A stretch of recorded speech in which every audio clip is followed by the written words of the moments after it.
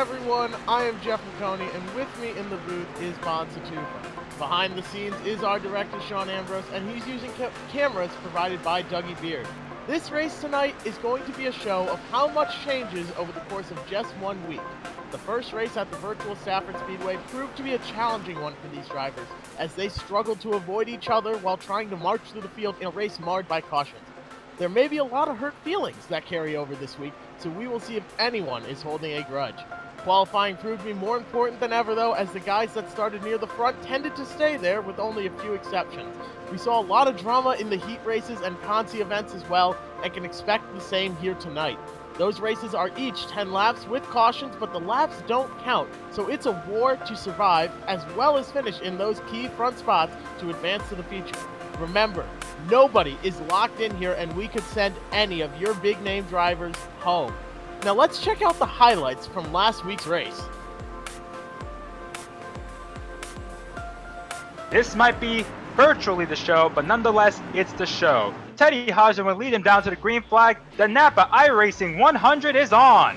Hodgdon has the advantage. Christopher Jr. side by side with Daltin McCarthy. A hard dive to the inside. He's going to have the run going into turn 3. Let's see if Hodgdon gives it to him. Races him hard. They make a little contact. Hodgdon holds on.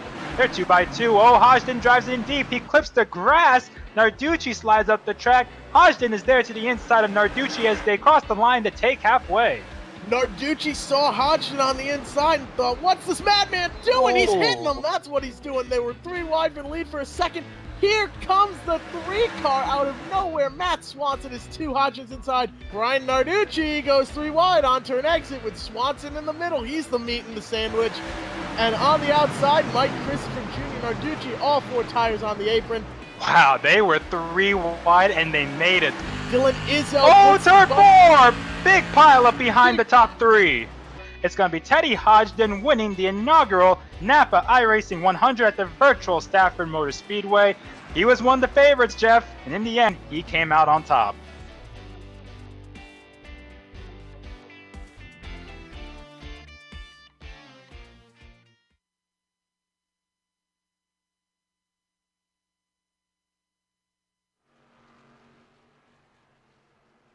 Now, we have some more points to focus on this week, so Bonta, why don't you tell us a little bit more? Well, Jeff, the first point I want to talk about is the changes to the heat races, because unlike last week, as you mentioned, there will be cautions during the heat races. We have 2 heat races, each 10 laps. The top 5 from each heat race will advance to the feature, and there's no consies. With these cautions, though, the laps do not count because one caution can take 3 or 4 laps. So the question is now, will that turn the aggression up? Because we saw some unfortunate circumstances last week. For example, Cory Casagrande running into RJ Surdell's upside-down car while leading the Consi, forcing him to miss the feature race. So now with these cautions, do you be more aggressive because if there is a crash, you know that caution will come out? We'll have to wait and see. Next point I have is Teddy Hodgdon. The question is who can beat him? We saw Teddy have an equal in Bryan Narducci. Those 2 fought, and as you saw in the highlights, made a little bit of contact in the turn 1, allowing Hodgdon to take the lead. We saw Mike Christopher Jr. in that battle as well, but eventually Christopher got caught up in a couple of wrecks and finished in the back. So can anybody beat Teddy Hodgdon? Can anyone surprise us? Anyone who wasn't running in the top 10 last week? Have they done enough practice with this setup to become faster this week? And my last point is no margin for errors in this feature. There's no resets, so if you get into a crash, any damage that you can get, especially engine damage, can be very costly to you. And if you get in any trouble, if you cause any accident with our race director Dylan Kopech, you can be put to the end of the line. And if you have trouble with your internet connection, that can also put you to the end of the line or park you. So those are 3 of the main points that we have to watch throughout tonight's heat races and the feature itself. So before we move on, let's give you the track preview for Stafford Motor Speedway.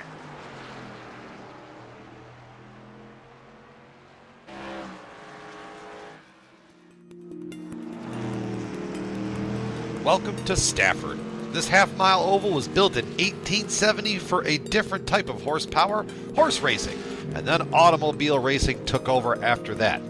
This place is not as flashy or fancy as the half miles that the Cup cars go to today, but this busy oval can still put on a fantastic show full of action for the fans and intense competition for the drivers.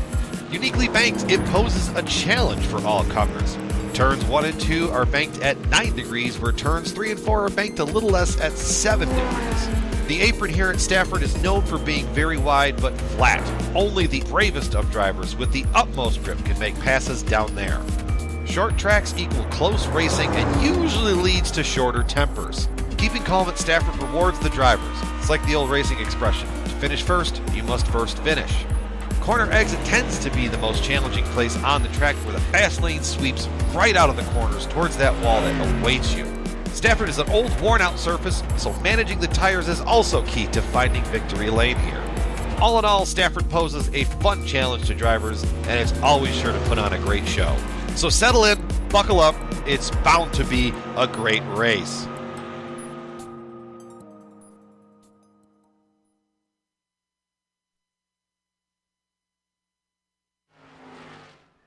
So that's the track preview video we have for Stafford Motor Speedway. And for those who aren't familiar with the racetrack and the information about the racetrack, Jeff, why don't you give them the information on what Stafford Motor Speedway is about? Stafford Motor Speedway is a difficult place to get around for these drivers. It takes a lot of skill. It is a half-mile long. There are 4 turns, but 2 different degrees of banking. So in turns 1 and 2, you have 9 degrees. In turns 3 and 4, it's only 7.5. It's 80 laps here tonight. And this is a place, Stafford Motor Speedway, that has had a lot of legendary drivers that have succeeded here before they succeeded everywhere else. Ryan Preece, Ted Christopher, Mike Stefanik, Bob Potter, Bugsy Stevens, Richie Evans, and more all had to cut their teeth and grow at this very track. We're going to see a lot of hard racing here tonight. It's a driver's track. If you can't wheel your car around here better than anyone else, you're really going to have trouble even keeping it straight.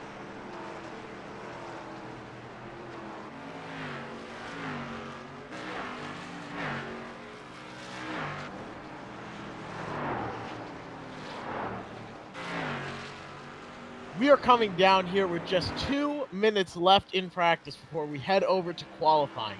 These guys are going to have 2 laps and 5 minutes in order to get a place and line up for the heat races. Nobody is going to be locked in from qualifying. Everyone has to race their way in through the heats. If they can't do that, they'll have a chance at a consolation event in order to make the show. Nobody is promised a spot. Our defending winner, Teddy Hodgdon, could go home. He's sitting very well so far, though. He's doing well in practice. He's out there turning laps, though. What we saw last week was he would go out, run 2 or 3, bring it in, and get new tires. Now, he's out there trying things out on the long run. I think he's expecting long green flag runs here this week, and he knows he has to be quick over that long period of time. He knocked Narducci last week to get the win, and he won by staying out front and staying out of trouble. But Narducci could be upset. We don't quite know about that. We need to just keep a close eye on him and make sure that he stays out of trouble. I'll tell you what, it's funny because Bryan Narducci talked with Brittany Noodley, who did a nice piece on the debut of the Stafford iRacing series last week in the Napa iRacing 100. Narducci joked saying, maybe this week I won't be as kind to the 55 cars. So, joking manner, but even online, the simulation, Jeff, you know it more than anyone else out of the broadcasters, and that you've raced on iRacing a lot. It's pretty competitive, even though it's online. You are exactly right. The racing is virtual, the track is virtual, but the racing and the emotions and everything else are just as real. What we told these guys going in is we want a good, clean race and to race hard. Drive it like you own these cars. And the emotions behind the scenes are real. These drivers get frustrated, they get angry at one another, and we might see someone take out some aggression. If somebody cuts someone off, they might get a shot to the back bumper here. You never know. Now, one concern with Teddy Hodgdon, the slight concern, is that he competed in the race last night at Stafford, and during the race, under caution, his iRacing crashed, which can happen. So it cost him a couple laps. So, you know, that factor is also there. For example, Cory Casagrande, the reason he started in the back of the consi was that he had an internet issue during qualifying, and his time trial laps did not count. So he had to start in the back of the field for the heat race, didn't make the heat race because of it, and then had to start in the consi event, and we know how that ended up with him hitting an upside-down car. He was very frustrated. He was also mentioned in that article that Brittany wrote. So go ahead and give that a read if you want to see what these drivers are thinking. I believe Matt Vassar was also quoted in there. The Slim Reaper, he's looking to go out and have a good night. He was involved in some wrecks last week. But this week, he's thinking that tonight could be his night. That Hummel hot dog machine could be quick, but he's got a lot of competition here. Only 26 guys will make the field here tonight. So there will be different amounts from each heat race. Everyone has a chance there. But the consolation event, that is where things get aggressive, and these guys know they have one last chance to make the race. They are moving now to qualifying, 5 minutes and 2 laps to set the lineups for the heat races. One other guy you gotta keep an eye on, I thought, is that Dylan Izzo is another one that can compete against Teddy Hodgdon and such, because he was really, really fast last week. So keep an eye on that black 04 car with the yellow numbers, because he's been running top 3, top 5 lap times, and during the practice races, he's been up there as well. I think he's one that's got a shot. But right now, it's time for the time trials, and we talked about last week, and it still applies this week, Jeff. Track position is going to be critical. You might have seen his live streams over on Facebook this morning, but Ryan Fern is who we're watching on track. He dove it hard into turns 1 and 2. He is blasting it off turns 3 and 4. You got to get a little closer to that wall there, Ryan, but he puts down the first time so far, and with an 18.953. A solid time, but he gets beat immediately by Mikey Flynn by just a thousandth of a second, with Mark Alkas now in front. It's going to be a tight field, so even if you're a half a tenth behind, you could fall back 6 or 7 spots, because that's just how tight things are. Mike Christopher Jr. has the fastest lap right now at an 18.874. Oh, never mind. Andrew Molleur, the second-year SK Modified driver Stafford, now has the fastest time at an 18.864, just 1/100th faster than Mike Christopher Jr. Matt Vassar's in third, Bryan Narducci fourth. Nice qualifying run for Vassar. Tony Membrino in fifth, and that top 5 is separated by just half a tenth. Kyle Johnson is coming out of turn 4 with a full head of steam, trying to beat Andrew Molleur. That is a tall task here. Mike Christopher Jr. is a very skilled iRacer. He's been on here a long time. He competes in the tour mods alongside Bryan Narducci quite regularly. Those guys were ranked 1 and 2, not in New England, not of the Stafford drivers, not even in their division, but in the world. Those guys were the 2 top tour mod iRacers. Right now, Teddy Hodgdon's on pit road. We take a look at David Arute. He drives in the SK Modified Series at Stafford. Had a rough season last year, looking to turn around this year. But before he can do that, he's got to settle it out on here on iRacing. Puts down a lap so far. That last lap was a 20.001. He will be further back in the field. George Bessette Jr. making his jump up to the SK Modifieds. Just put down the time. Joseph Eilert now is who we are keeping his eye on. He's not put down a lap. He goes high in turns 3 and 4 to build up as much speed as he can coming to the line for his first lap. How about Travis Hydar? Hydar jumps to the top of the charts with an 18.851. He beats Andrew Molleur by 13/1000ths of a second. So Travis Hydar in that 58 car, he moving up, 3-time street stock winner at Stafford Motor Speedway. Jacob Perry now is coming around the track, puts down a good time, 18.83. Real not good time. A real good time. Not going to be easy to beat that one there. He is sitting on the pole. Joseph Eilert, though, he is in 8th place. The last guy we were going to take a look at. He works over at Spark VR, so that's how he got into this event. So if you don't recognize that name from the track, don't worry. But now, Meservy is out there. He is making his run with 1 minute and 40 left in qualifying. Yes, it's Doug Meservy. We promise we're going to get that right this time. But one concern I do have for Meservy is that last week he did have some internet connection issues. So hopefully that's resolved for him in that 67 car. Yes, he's one of the last cars to take time right now. Looking at the top 10, I mean, it's all 18.8s. It's basically the top 10 is within a tenth of each other. Good lap for Meservy, though. Third quickest, running an 18.863. He's going to try to do a second lap here. Each driver has 2 laps. So we'll see if he can pick up the pace. I don't normally see guys going fast on their second lap, but we'll just wait and see what Doug Meservy has here. Looks like he'll stay in the 3rd spot. A car that has just hit the track. Teddy Hodgdon waited until the end. How about an 18.764, the fastest time? He sat, he waited, and he shows these guys, I won last week, and that wasn't a fluke. He's out there on his 2nd lap now. He's got the pole by, oh my goodness, half a tenth over everyone else. 2nd lap is a little bit slower, but you know what? That 2nd lap still would have gotten him the pole. That's how quick he is. How about Cory DiMatteo? He qualifies in the 4th spot, so he's going to get a good starting spot for the heat race. Good run for him. He didn't compete last week, but now he's in for this week as we're taking a look at Peter Bennett in the 50 car. He's going to take his couple laps right now. Teddy Hodgdon, Peter Bennett up to 2nd in 18.830. But so far, Teddy Hodgdon, the only one to break the 18.7 bracket. Peter Bennett and Jacob Perry are tied, virtually the same tie at 18.830. So when I say that the field is very close, it's very close, and you have to be absolutely precise and perfect to have a good qualifying run. Teddy Hodgson's going to come out with the fastest time in the session. The top 25 cars here were within 0.2 of a second. Everyone is close. The grid here for heat race number 1, Teddy Hodgdon is on the pole. Cory DiMatteo starts 2nd. Matt Vassar starts 3rd, the Slim Reaper as we call him now. Tony Membrino in 4th. Matt Swanson will start 5th. Phil Jacques, I believe I'm pronouncing that right, maybe not, starts 6th. Pete Thickett, 7th. Tyler Leary in 8th. Nicholas Salva in 9th. Kyle Ellwood in the 45 starts 10th. RJ Surdell had trouble last week, ended up on his roof, starts 11th, and that will be your field, the top 11 here, all fighting for just 5 spots to advance into the feature. Now, once again, cautions are going to be on for this one, but the laps will not count, so it's got to be 10 green flag laps. I made a mistake earlier. We do have 2 consies. The plan is to have the top 3 from each consi advance to make that full 26-car field. I apologize for that. But it's going to be interesting. You got to keep an eye out with Cory DiMatteo. Obviously, he's fast in real life at Stafford in the SK Modifieds. He's come close to getting that win last season. How is he going to do?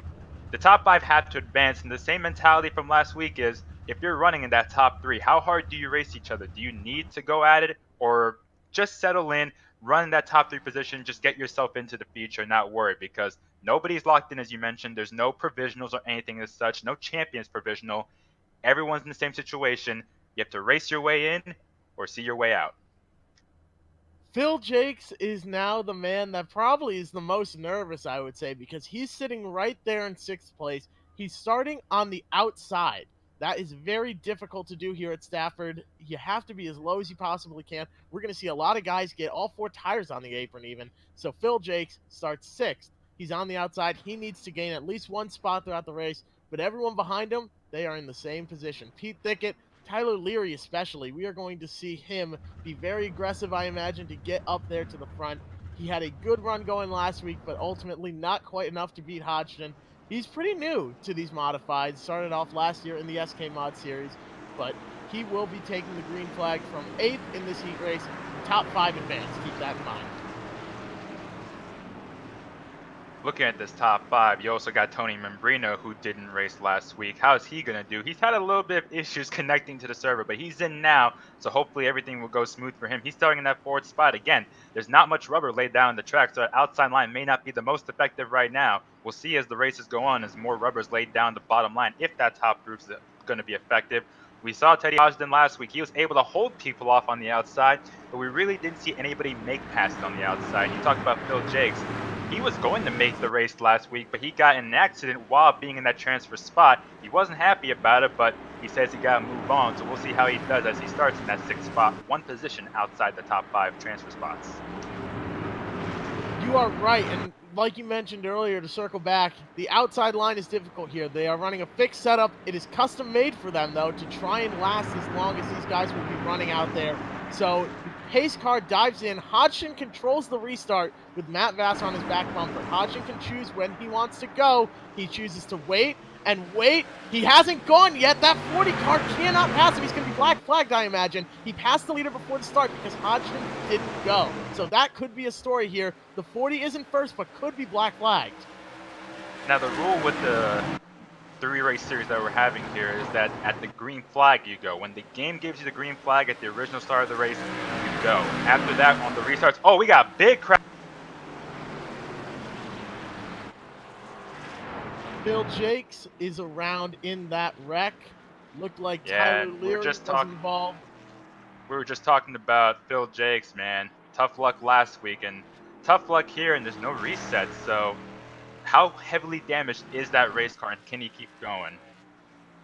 That is a heavy, heavy impact there. You see him on the replay, just got a little bit tight on exit. when this wreck will come up. They're side by side down the backstretch though, diving into turn 3, coming around, he's losing ground, he's driving that car off as hard as he can, gets a bump, and gets up on his lid. That car is going to be damaged, it's going to be hard to drive, certainly some front end damage, it's not going to handle the way he's expecting. That was Nick Salva that got together with Phillip Jacques, and Jacques got some air, and we've seen some cars get some air in these last couple weeks with these races, but Jacques making his way on the pit road, you wonder how much damage he has and how much time it's going to take for him to repair that damage, because even though it's early on in the race and it's very tough that he wrecked already, anything can happen because these laps do not count. We still have 9 green flag laps to go through. There can still be chaos going on there at the track with the top 7 or top 8 remaining cars. So we'll see how the chips fall for Phillip Jacques. Can he get back on track with at least a competitive car? Maybe not a winning car for the heat, but a competitive car that he can at least try and get back up to that top 5. We are riding on, or we're not riding on board with him, excuse me. We are focusing on him, though, and we are going to be focusing on him through the rest of this race as he comes back down pit road and misses That's it. That's not where pit road is. Nope. That is not where pit road is, and he hits the cone going in as well. He's doing everything he to try and get around as fast as he can, stay on the lead lap here with these guys. Taking a look, though, up at the 40 car, Cory DiMatteo. No word from race control, so he is being scored as the leader. Teddy Hodgdon will start on the outside, though. We haven't seen much movement through the field. Second went up to the guy that started second went up to first. The guy that started first slid to second. Other than that, it's been pretty much the same throughout the field. Now, the restarts here on the driver. The restart box is in the middle of turns 3 and 4. So Cory DiMatteo has the option as to when he can go. Like the restarts we saw last week, we saw some mind games played between Hodgdon and Narducci that eventually led to Narducci getting spun out on the restart. But Cory DiMatteo does have the option to start on the inside or the outside and when to go. Now, we would imagine he's going to obviously start on the inside line. That outside has not shown any effectiveness whatsoever throughout practice and this heat race. But again, the heat race is only 1 lap old. That is certainly the case. You see the 40 car behind the pace car there was swerving back and forth, warming up his tires. The lights on the pace car are off. These guys are going to line back up side by side. It is going to be taking the green flag at lap 2. Remember, the caution laps do not count for this race right now. So these guys are going to restart right where they left off and go back to racing. They've still got plenty of time to get through the field if they need to. Matt Vassar in third is going to look to get a good restart right behind Cory DiMatteo and not let Hodgdon in. So we'll see. Teddy Hodgdon is leaning ahead, trying to get that head start. We'll see how effective it is. It's not very effective. They get a little jumbled up on the restart, but DiMatteo does get ahead by a car length over Hodgdon. The battle is going to be for the third spot between Matt Vassar and Tony Membrino. Going to keep an eye out on Phillip Jacques. We know he's fast. Can he get back up there? Does his car have enough repair on it that he can get back to the top 5 as the field is single file through about the top 6? The man on the outside looking in right now is Tyler Leary. He's sitting in 6th place. The guys behind them are battling side by side. That's sort of what he wants to see. He doesn't want any pressure from behind. But more than that, he wants those guys in front of him battling. If these guys are side by side, they're slower, and he wants to have a chance to get up to them. He's got about 3 car lengths, though, to that 3 car of Swanson, and it's just really difficult here to make up time when everyone is running the same setup. And Swanson's been one of the faster cars on these fixed setups at Stafford. He was very fast last week, and he just ran the fastest lap. He ran 18.856, so he's doing a good job. He's doing what he's got to do in that 5th spot. You're riding on board with Teddy Hodgdon. He's right on the bumper of Cory DiMatteo. DiMatteo has not been able to pull away.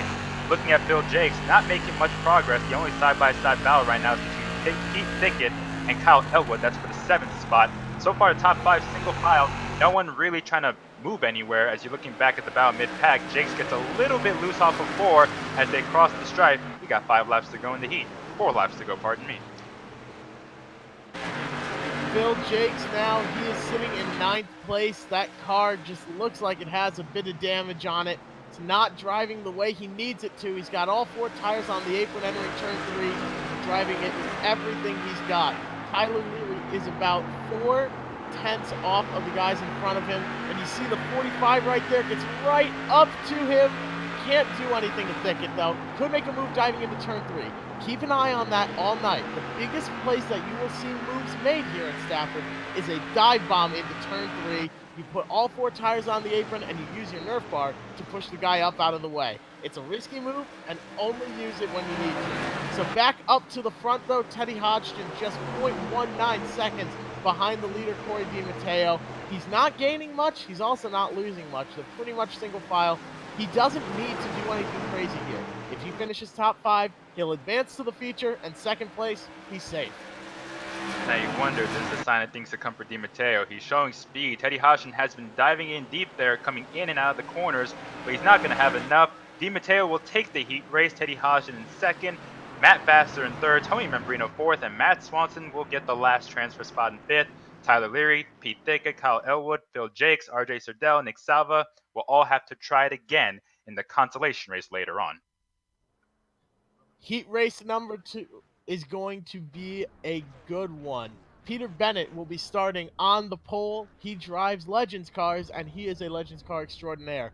Starting in second, Doug Meservey. In third, Troy Talman. In fourth, Jonathan Pulio. Starting fifth is the 24 is Mikey Flynn. Sixth, Ryan Fern. Tim Jordan will be seventh. George Bessette Jr. starts eighth. Justin Bren in ninth. Daniel Coutu, 10th. Mark Burke in 11th. And in 12th, Joshua Carey. Mikey Flynn had a rough week last week. He did make the feature barely by the skin of his teeth, but didn't take the grid. He had some troubles connecting. This week, he's hungry for more. He was fast in qualifying. He's fast every week, week in and week out. He is advancing from the SK Lights up into the SK Modifieds at Stafford this upcoming season. He had a very rough season last year, and you want a team that got kicked down multiple times and just was the epitome of pull yourself up by your bootstraps. It's that team right there. I remember there was one point they lost an engine. It was completely destroyed in a race, and they were still out there after missing only 1 week. They had the entire car rebuilt, and they were out there. They were fast, competing for wins. And when they had a rough end to the season last year with no wins in the SK Lights, instead of taking their licks and saying, oh, well, we'll try again next year, they made the jump up to the SK Modifieds this upcoming season. Keep an eye on him in this race. He sits fifth and needs to hold his position. And keep an eye on him at Stafford every Friday night. Another guy you got to keep an eye on is Timmy Jordan, that 47 car. One of the faster guys. You see him competing in the top 5 last week. Didn't get the best qualifying run right now. He's starting outside the top 5. If there's one guy that you think can get his way into the top 5, he's the guy to watch. So keep an eye on that 47 of Tim Jordan. And as you got George Bessette Jr. as well behind Tim. George Bessette showed a lot of speed last week. He had a top 5 run. We have to see what he can do. Obviously, he had a little bit of experience in SK Lights last season going full-time this year. He's had a lot of iRacing experience. We'll see what he can do. Watch out for that Timmy Jordan, George Bessette duo. They can make their way up to the top 5. I know someone that's put in a lot of practice has been Ryan Fern. We'll see what he can do as they get ready for the green flag. They are bumping and banging in the back. Green flag is out. They are side by side, 6 lanes deep. And they show a lot of antsiness on the start. We got a spin in the back. I believe that might have been George Bessette Jr. that I got a little bit sideways, but they straightened it out. Nice job by those guys. So they continue on. In the front, Peter Bennett has the lead. Troy Talman is battling Doug Meservey for that second spot. They're 2 by 2 from second on back. George Bessette Jr. is in a lot of trouble. That wreck didn't bring out a caution, but he was fully stopped there. He's in deep trouble if he wants to try and make the field here. Mikey Flynn holds that 5th position with Jonathan Pulio to the inside of the 67. Mikey Flynn is going to try and take advantage. Thought about going 3 wide and thought better of it. Now diving into turn 1, Mikey Flynn needs to make sure he stays to the inside of the 67, not let him get to the inside. Jonathan Pulio sits 3rd right now, though, and that 67 car is holding strong on the outside. Doug Meservey is doing everything he can to hold a top 5 spot. Jonathan Pulio is another guy to watch. Last night during the practice race they had, he started back in the mid-20s and came all the way up to running the top 5. He avoided the chaos and passed a lot of cars. So keep an eye on that 57 car. He's in a good spot in 3rd. Doug Meservey, though, he's in a bad spot. Oh, they touched. A shot from the 47 of Tim Jordan going into turn 3, just a racing deal. Yeah, Timmy Jordan was involved. Mikey Flynn. Again, Flynn running into some bad luck. But that's a big break for Daniel Coutu and George Bessette Jr., who had gotten together a couple laps ago. Now they have another chance to get to the top 5 transfer spot on the restart. You can see these guys were racing hard side by side previously, and that 67 was doing everything he could to try and get down to the inside line. Going into turn 3 here, just a shot from the back bumper to the back bumper of the 24 from the 47. Tim Jordan sends him around. No major damage. I think these guys are all going to come out of it in one piece. A little angry, a little frustrated with each other. We'll have to see if that 24 can work his way back up as well as the 47. Timmy Jordan just got assessed an end-of-the-line penalty for that contact, so he's going to pull it over and call it a heat race. He'll come back for the consolation race. But yes, Timmy Jordan was penalized for that contact and causing the accident in turn 3. Mark Burke also got a piece of that. Justin Bren got a piece of it. Ryan Fern somehow was right in the middle of it. Didn't seem like he got much, if any, damage. He did a good job getting through that. But again, a big break for George Bessette Jr. We know he's one of the faster guys. Now he's back at the pack. Can he make his way up to the top 5? And it's a big break for Doug Meservey because he was stuck on that outside line as the accident happened. He was going to lose that 5th and final transfer spot. Now he's going to start on the outside again in 4th. So we'll see if he can try to get in line in front of Ryan Fern or behind Ryan Fern before getting stuck on the outside again. Timing and scoring right now shows Mikey Flynn in 5th. So if that is the case and he does take the restart there, he is still safe. Only the top 5 will advance. Tim Jordan was issued an EOL, as we mentioned earlier, an end-of-the-line penalty, essentially a black flag where he starts behind everyone else. He immediately took his car behind the wall, though, so he might not even try in the consolation event. We will have to see coming up in the future. But the story now is in heat number 2, who will advance? George Bessette Jr. had a big break there, like you mentioned, got turned around on lap 1. Now he's got a chance to race his way in. Mark Burke is one you got to keep an eye on as well. He's been doing a lot of practice. As you mentioned, Ryan Fern, he's right there, and he had a lot of bad luck last week getting into some accidents. He was practicing a lot this morning, Jeff. You were with him as he was practicing. Let's see how he can do here in that 5th and final spot as they go back to green. Good start for Peter Bennett. He gets the jump on Troy Talman. Settling in the 3rd is Pulio. Ryan Fern does get past Meservey, goes up to 4th. Justin Bren just hit the wall off of turn 2, but never spun it around, so we'll keep it green. When they come back around, there's going to be 5 laps to go in this second heat race. Justin Bren didn't hit the wall. He got pushed up into the wall. Everyone is racing for everything right now. Doug Meservey right now is the odd man out. Oh, excuse me, George Bessette Jr. is the odd man out as Doug Meservey tries to get around that 12-car Ryan Fern. Ryan's been putting in a lot of practice and knows he has to block that bottom line if he's going to hold on to it. But Bessette really needs to get up to that back bumper if he's going to have a chance of advancing into the race. One car spun off of turn 4. One car spun off of turn 4. Josh Carey spun out. He spun out again trying to get the car going. He's in the grass in turn 4. He's going to come up in front of the leaders. Oh, watch out, guys. Peter Bennett and the rest of the group have to dive down inside of Carey, who finally gets the car going. He spun out in turn 4. That's him on the outside line getting passed right now. When he got the car going, he spun out again and came up the track. He just hit the wall off of 2. It's been a rough lap for Josh Carey. But looking back in the transfer spot, George Bessette Jr. is reeling in Doug Meservey, and Doug Meservey is reeling in Ryan Fern. There's just 2 more laps to go in this heat. This is going to get really interesting. You are exactly right. We are watching Bennett here. He is leading the way around. He's not putting any strain on those tires. He's just cruising around, hitting his marks. You'll see other guys behind him taking it to the apron, trying to get a little bit more speed off. But right now, it's looking like Doug Meservey has about a 0.9-second lead over the transfer spot. But Peter Bennett, focusing on him, he is the star of this show in the final lap as he comes around off turn 4 to take the checkered flag and win his heat race. Now, George Bessette Jr. with 2 laps to go, a lap and a half to go, got very loose off of turn 2 and lost a ton of ground to Meservey. And that was the difference because he was reeling in that 67 car, but he got loose off of 2 and lost a lot of ground as a result. So he's going to have to try and get in through the compilation race.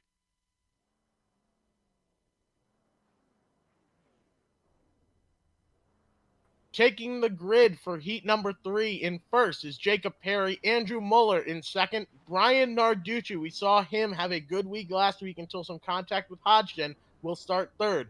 Dylan Izzo in fourth. Cameron Sontag in fifth. Kyle Johnson will start sixth. David Arute in the 75 starts seventh. Kevin Crosby in 8th. Marcello Rufrano will join us this week starting 9th. JB Fortin starts 10th, and Andrew Les starts 11th. Marcello Rufrano, as you mentioned, joining us this weekend. Obviously, he shows a lot of speed in real life, whether it was in the SK mods or the SK lights. He hasn't done iRacing in a while, though, so it'll be interesting to see what he can do in these 10 laps. John Fortin, a modified tour driver, we'll see what he can do starting in the back. He's got some work to do. Andrew Les starting in 11th. But looking at that top 4, Jacob Perry, Andrew Molleur, Bryan Narducci, and Dylan Izzo, those are 4 of the faster guys you see at Stafford last weekend, or last Friday, I should say. So you just wonder how hard those 4 are going to go at it. Cameron Sontag joining us this week. He didn't race last week, so a lot of newcomers this week compared to last, and we'll see how they perform here. Some have a lot of iRacing experience, some don't have a lot, and we'll see what happens here in these 10 laps. Bryan Narducci had some trouble firing off the grid there. That's why you don't see his car quite yet. He's coming around now. Looks like he's got everything all sorted out. I don't know what exactly was going on, but his car was just coasting. Something definitely was not right.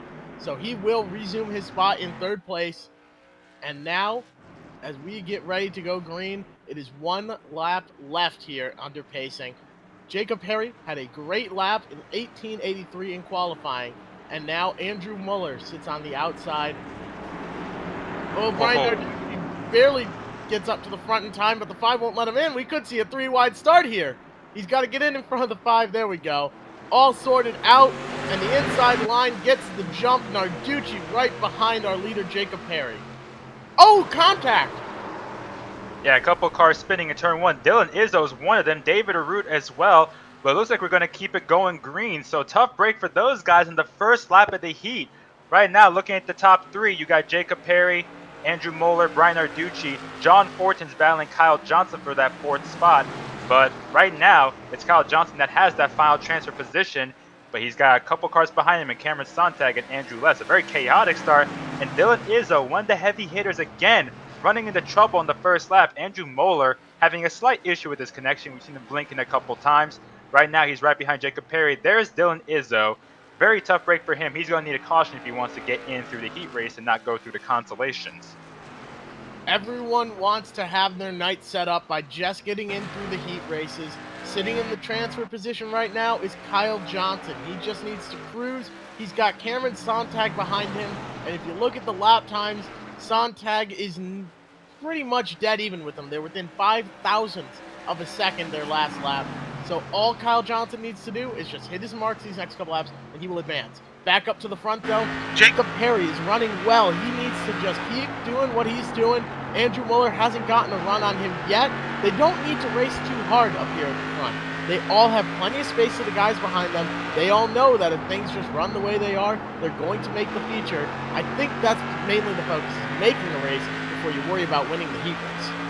Now, what that wreck in turn 1 on lap 1 did, it spread the field out big time.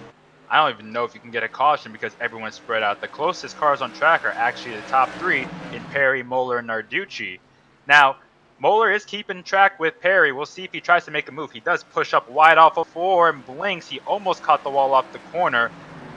But right now, the top 3, it's Jacob Perry, Andrew Molleur, and Bryan Narducci. Narducci, he almost got into a car on the pace laps trying to get back to the front of the grid. That could have been chaotic with these cars not having resets. But all is well so far. That 34 car that you are watching right now, he is trying to just make sure he keeps everything in line. John needs to just keep doing what he's doing.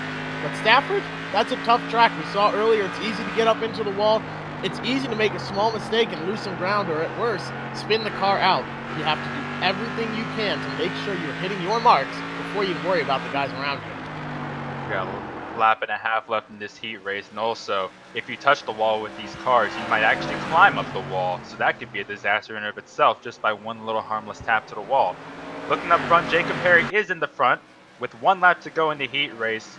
Molleur is starting to lose a little bit of ground over Jacob Perry. The gap's about 3 or 4 car lengths. Narducci right on the bumper of Molleur, but I don't think these guys are going to race that hard. They're good to go. Fortin's looking good to go. Johnson, he's got a sizable gap of about 2 seconds, or a second I should say, over the 6th place car Sontag. So Jacob Perry will take the 3rd heat.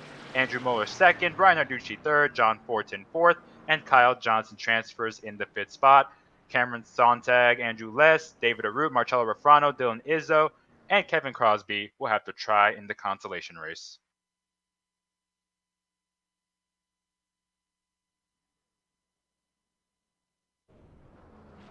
For heat race number 4, starting at the beginning, Travis Hydar will take the pole.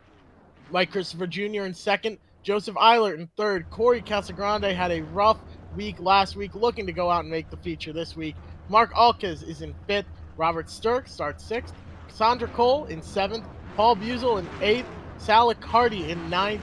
Daltin McCarthy in 10th, and Amy Catalano is the registered name. I believe that's Timmy Catalano. Yep. Timmy Catalano. Now, Travis Hydar showed a lot of speed during that qualifying session, but Mike Christopher Jr. is going to be a tough one to beat. As you mentioned, Mike Jr. won the best modified races on iRacing. Cory Casagrande, though, he showed speed in that consolation race. When he was starting in the front, he was able to stay in the front, and if it wasn't for that bad luck, he would have made the feature. And he says he's still a little bit sour about that, but at the same time, no need to get worked up about it. He's just got to get ready for this upcoming heat race and get in now instead of trying again through the consolation race and run into some more chaos. But we've seen when a couple of cars get together and they spin out or they get sideways, they lose a lot of ground, but it may not bring the caution out. And it really cost some of those guys in the last heat race, like Dylan Izzo, when the heat race went caution free, he had no chance to recover and get back up to that top 5 transfer spot. So we'll see. Mark Alkas in that 5th spot. Can he hold off Robert Stirk, Cassandra Cole, who's making her debut in this series? She didn't race last week. Salicardi showed some speed as well, so it'll be interesting to see who will try and rise up and who might fall back. Someone that wants to rise up is starting in 6th place, Robert Stirk, and he is stuck right in between the 7 and the 9 cars. Nowhere for him to go. He's just got to race it out, try and get the outside rolling, gets into the 37 and goes around. No caution yet. Everyone keeps it straight, but that is a huge implication there. They're 3 wide going into turn 3. They're 4 wide and they go around. That's going to end it. That brings out the caution. Timmy Catalano's involved. A couple other cars spinning around. Stirk is in it. They were 3 and 4 wide. Joseph Eilert got a piece of that. It was just really congested after that close call in turn 1. And we saw 3 wide work last week at the front of the field. Here it didn't quite work. Just some contact that looked like Timmy Catalano making contact with Joseph Eilert, and poor Stirk, just a rough start in that 6th spot just outside the transfer. Gets knocked around turn 1, knocked around turn 4, but luckily the caution comes out this time unlike in turn 1, and he'll get a chance for a restart. It's aggressive driving out here. Everyone wants to make the feature without having to worry about the consolation event. Only 5 people of the 11th that take the grid will make it into the feature race without having to worry about the consolation. Only 3 will advance from each consolation race. Robert Stirk right now, we're riding on board with him. You see him sitting right behind that 37 car. He knows he just needs to keep hitting his marks. He had a good qualifying effort. He just needs to keep it clean here with the pace with the rate at the rate at which this race is going, this heat race is going, excuse me there. He knows he just needs to be consistent and get up into that top 5. You take a look at that 37 car, you see Spark VR. They are a sponsor for the Stafford Motor Speedway. And right now they have one of their workers, one of their founders, driving the car this week and showing off their brand. We are thankful to them for helping us out here at Stafford Motor Speedway. We're thankful for all of our sponsors as well. iRacing being one of those contingency sponsors. And looking at the situation with the transfer spot, that 5th and final spot belongs to Cassandra Cole, who raced in the SK Light Division. We'll see how she can hold on here in the top 5. We see that 5th, 6th, 7th spot is kind of like the eye of the storm. That's where the chaos is happening right now. We'll see if they try to take it easy this time, because they really didn't even get 1 green flag lap in. They're going to restart with 10 laps to go in this 10-lap heat race. So Cassandra Cole's got Paul Buzel right next to him, and then you got a couple of cars who are involved in wrecks. How much do those cars get affected by the possible damage they could be having, whether they hit through netcode or actually physically hit the car in front or behind them, is yet to be seen. But Travis Hydar, that black 58 car, a new look for that 58 car, he was racing a more silver car last week, looks pretty good and looks even better out front. It looks awfully quick as he gets a good jump down there on the inside. Mike Christopher Jr. in second will just fall in line behind. Cory Casagrande in third, Cassandra Cole in fourth. Mark Alkas holds the fifth spot, but he's having some issues, and there is a wreck. The 20 car involved again, as we see that Catalano as temperatures well. are high. Mark Yeah, Alkas I has been think that disqualified by race control. I think that started when Mark Alkas got sideways in turn 2 because he was blinking. He was blinking pretty badly, and he was doing that during the practice races as well. I think that started with him. He got a little bit sideways, and that kind of stacked the field up. And unfortunately, Timmy Catalano involved in that accident as well as Robert Stirk. Again, starting in that 7th to 10th spot, that's where the craziness may happen. And the thing with these heat races this week, we have 4 heats compared to 3 last week. So it's a smaller field. The biggest field we had in this heat has been 12 cars. So less people in the field. We're getting a little bit more clean racing so far. But again, tough luck for those guys in the back. They're going to have to try it again. Cassandra Cole able to move up to 4th. So that 5th spot right now belongs to Sal Accardi sitting 5th. Cardi. He raced a different number last week, so he's racing the 41 this week. We love to see these guys returning, though. It is awesome to see. A lot of guys gave us great feedback last week, and we incorporated it this week as much as we could to bring as good of a racing action as possible. So right now, these guys are out there racing. Thankfully, we have a race director working behind the scenes to ensure fair competition. But Sal Accardi right now is sitting in 5th place, and he is in the prime transfer spot. He has to make sure he holds everyone off and gets a good restart here. Now, you got to feel for Mark Alkas because sometimes those connectivity issues are outside of your control. So it's very unfortunate that he got disqualified. And he was telling me this past week that he was expecting to do better because he had to change a couple settings on iRacing. If you're not new to iRacing, you have the default camera settings and such. He said that he had to turn so much to the left with his wheel that he was scrubbing off speed, so he was able to adjust the steering sensitivity as well as change the camera perspective where he's more zoomed in, and it gave him a better feel. So for some of these guys who are still trying to get an understanding of what the best settings are, settings can make a big difference, Jeff, as you probably know. As someone who's done a lot of iRacing, more than I'm proud to admit, settings make a big difference. But you have to balance everything. Make sure you're not straining your computer as well. When you turn up one thing, if you're already running at capacity, you might have to turn down another. But we can discuss that more right after this restart. Travis Hydar jumps down to the inside. Mike Christopher Jr. trying to get clear of that 7 car, and he is right now. Let's see if he makes the move to cut it down to the bottom. He does. They are side by side, and they're going around towards the back, but they hold it all together.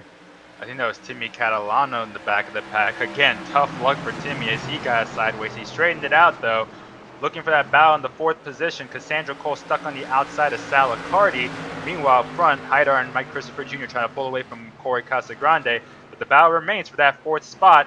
And right behind that battle, you also got Paul Buzel. Better watch out. They're getting pretty tight. Got trouble in the back of the pack. One car spins into the infield grass. That's Joseph Eilart. No caution, though, as he spun out to the infield. Not hazard on the track, so he'll keep going in turn 3. Looking up front, though, back in turn 1, Hydar and Mike Christopher Jr. continue to run top 2. That battle rages on for that 4th, 5th, and 6th position. Cassandra Cole is right now sitting in 6th, but take a look at Mike Christopher Jr. He's doing what he needs to do to just stay in that 2nd position. He knows that he will advance if he stays there. Nothing crazy happens. They've got 5 laps to go here now. Mike Christopher Jr. just riding along. He doesn't need to go and beat down the back bumper of Travis Hydar. I don't think he's going to get the opportunity to. They are running almost identical lap times, just a few thousandths apart from each other. The hot seat right now is on Paul Buzel running in that final spot to transfer. Cassandra Cole, starting on that outside line, had a really rough going in the first couple laps. She's still hanging on to the back bumper of Buzel. Can she make the pass and get her way into the feature? There's only 4 laps to go, 3 when they come back to the line. It's bumper to bumper between those two as they come off of 4. Sal Accardi's right in front of them. He's not exactly safe. He's right there in that midst of the battle. And behind them, Daltin McCarthy, who got into the consolation race last week, winning that event. Not quite there in the battle. He's kind of lagging back, so he may have to wait to the consolation event. There's just 2 laps to go, and they come back to the line, though, and that battle continues for 4th and 6th. Up front here, those 3 in front have pulled away from the battle for 4th. Right now, the front 2 have pulled away from from Casagrande back there as we see a little bit of contact racing for that last transfer spot. Sal Hardy is on the outside. Cassandra Cole trying to make the inside work. Thought about going 3 wide. Thinks better of it, though. With the 41 Sal, he's stuck on that outside. He really needs to get to the bottom if he's going to transfer. White flag is out. Oh, Cassandra gets loose. Yeah, she got loose off of 2, and that might have been the difference maker as Travis Hyder will lead the field back to the checker flag to win the heat race. And because of that wiggle, the last transfer spot is going to go to Sal Hardy. Cassandra Cole was on the inside of Sal off of 2, but got a little bit loose. She's going to have to try and get in through the consolation race. Same with Daltin McCarthy and Timmy Catalano. Poor Timmy. Really tough luck in that race. 3 separate incidents, not really of his own doing. But now it's time for the consolation race. The top 3 from each consolation event, there's 2 of them in total, will make their way to the feature.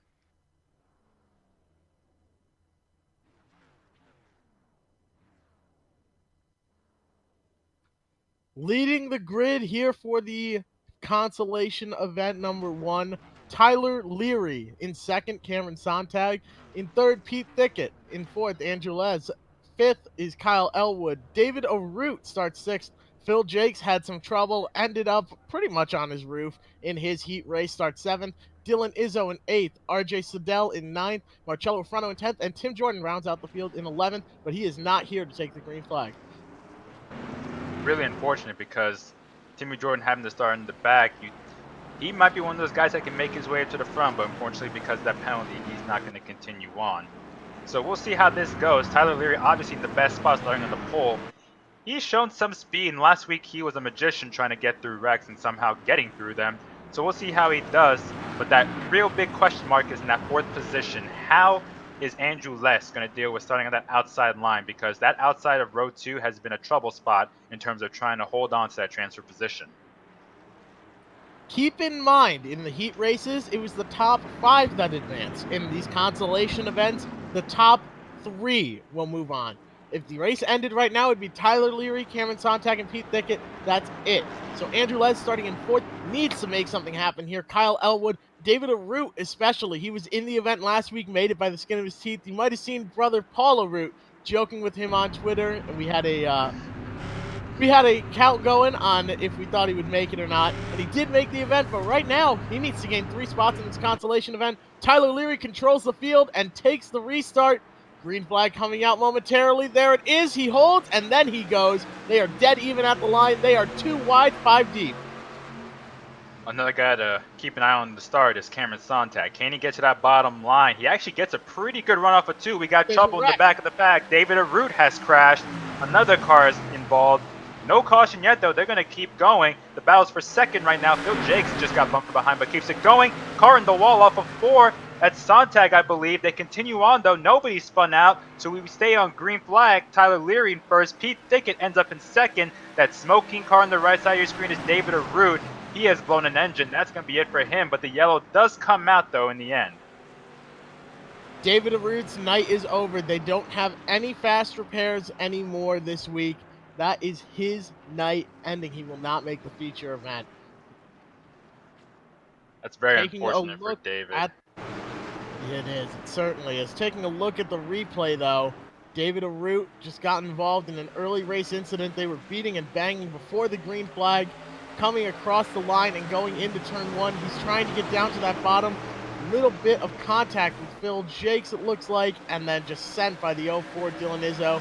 And hitting that wall at a 90-degree angle, just blew his engine right up. Had to get it refired and back down to the bottom. But take another look at his in-car camera. Yeah, it might have been contact as well with RJ Surdell. I think it was a combination of those two getting together, and poor David Arute, just an innocent bystander. And yeah, when you hit head-on like that, whether it's virtual or in real life, it's not going to be good. So it looks like David Arute will not make it to the feature race. Tough blow for that 75 car. But looking ahead now, after that brief green flag stint, again, caution laps don't count, so we still got ways to go. Tyler Leary's in 1st, Pete Thickett up to 2nd, Kyle Ellwood in 3rd. The big loser on that start was Sontag. He's on pit road right now. He slammed the wall off of 4, and he might fall a lap down because of it. He's still in the pits right now. And I was talking about that 2nd spot being a tough spot to be in when you have the top 3 transferring to the feature race. And for poor Sontag starting in 2nd spot, he remains in the pits. A lot of damage in that car, it looks like, after he slammed the outside wall. It looks like he will not make it to the feature. There's no fast repair this week, as we mentioned earlier. It's very difficult for these guys. It encourages cleaner driving. Now they don't have any crutch to rely on. However, if they get caught in someone else's wreck and catch the short end of the stick, like we just saw David Arute do, he's out of this race and he's out of the feature. And that's a tough blow, as we mentioned. But now they are getting ready to go back 2 wide soon here as the pace car lights remain on. These guys are just making sure everything is right before they go back for a double file restart here and get rolling again in this console. Yeah, they only got 1 green flag lap in, so there'll be 9 laps to go and they try again. Another guy to keep an eye on the back there with Dylan Izzo's Marcello Rufrano. Again, hasn't played iRacing in a while, but we gotta wonder, is he got a chance? Oh, he almost hit RJ Surdell. They checked up in front of him. Andrew Les looked like had to check up. RJ Surdell almost hit Les, and then Marcello almost rear-ended Surdell. That could have been a disaster because, again, no reset. If you have some sort of excursion under caution that damages your car, you're out of luck. But luckily they didn't get together. They keep it going in one piece. Dylan Izzo in the very back. So we'll see how this goes right now. Sontang is back on track right now. He's making his way back to the back of the field. They're going to have a restart here with 9 laps to go. Now Pete Thickett is starting in that second spot. Can he get in line in front of that 45 car of Kyle Ellwood and Phillip Jacques? Can he get in line as well? The bottom is the place to be right now. You need a good run on the bottom to make a pass here, especially when the track isn't rubbered up and these guys are racing as aggressively as they are. Phillip Jacques has an opening to the bottom. He's going to take it. Tyler Leary out in front. He's got about 3-car length lead. They are battling side by side for second, but the 45 has the advantage. Kyle Ellwood score him in second place, but Pete Thickett is going to take that sitting down. But Ellwood, all he needs to look at is that back bumper of Tyler Leary in front of him. My advice to the 45, don't even look in your rear view. If you want to win this consolation event, focus on Leary and get around him. That is your main goal. Pete Thickett got a little bit loose last time by off of turn 2, but kept it going, straightened it out. He's got a mirror full of Phil Jacques though in that 4th position. The top 3 advance. Behind them, a bit of a gap back to Andrew Les of about half a second. So Jacques is in a good spot to try and battle hard against Thickett, but it's not easy to pass with these fixed steps. We got a crash in turn 1. It's Andrew Les and a couple others getting together. We got about 3 or 4 cars that have spun off of turn 2, and that'll bring out the yellow once again. Marcello Rufrano is involved. A couple other more involved. Dylan Izzo got a piece, I believe. RJ Surdell. So about 4 or 5 cars that were involved in that incident, and they'll take the green flag after this caution flag is over with 6 laps to go. Taking a look back at the replay, it started a bit further back in the field. You see the 26 of Rufrano just trying to make a move down on the bottom that Les was trying to block. Just those 2 guys got together. But Marcello Rufrano has been given an EOL by race control for that caution. They got together again. Yeah, they got together a second time. So Marcello Rufrano will take the green flag from the back. I don't know if there's any hard feelings that could carry over if these guys make the feature event. Nothing is out of the realm of possibility. Now, David Arute is back on track, so you wonder how much damage he got repaired. Same thing with Sontag. They gained a couple of positions because of that multi-car accident in turn 1. So, who knows? David might still be in it. I don't know if he's multiple laps down like Sontag. They did spend a lot of time on pit road. He's 1 lap down, actually. So, we'll see if they can catch a break. I don't know. It's going to be really tough to come from a lap behind and get into the transfer spot. But we've seen crazier things happen, Jeff.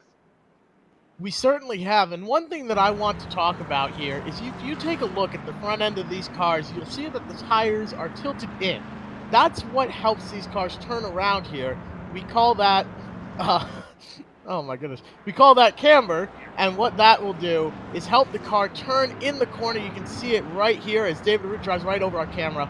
The more that tire is tilted in, the easier it is to roll through these turns, especially when it's flat like that. And it's especially aggressive here at Stafford. The downside to that is the more the tire is cambered, the more it wears out because you're putting more force on a smaller section of tire. The same amount of force goes there, but on a smaller section of tire, it wears it out a lot quicker. So these guys have to be careful and make sure to take care of their tires. Now, Cameron Sontag is on the lead lap, so he is still in it. He is still in it right now. As mentioned, David Arute is the only car lap down right now in this final, or this first consolation race. Again, the top 3 will advance. Tyler Leary doing his job, getting the restarts that he needs. because he can control it and he can go in the middle 3 and 4. So he has a lot of options as to when to start or when to hold.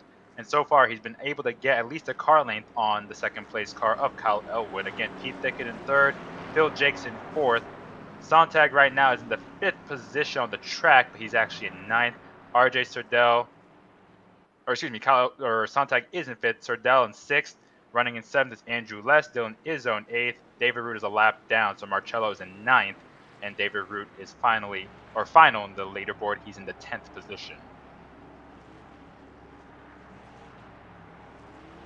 The Stafford Speedway eSeries would not be possible without all of our sponsors. Thank you to every single one of them. We get ready to go back green here. We hope you are enjoying this virtual race here tonight. We wish we were at the actual track, but this is the best we can do. Stay home, stay safe, stay healthy. Keep watching as we see Tyler Leary lead the field to green. He's holding them, and he goes early. And the inside line gets rolling. Phil Jacques, though, has to make something work on the outside. If he wants a chance at advancing to the feature, he gets a little bit of nerf bar from that 99 car.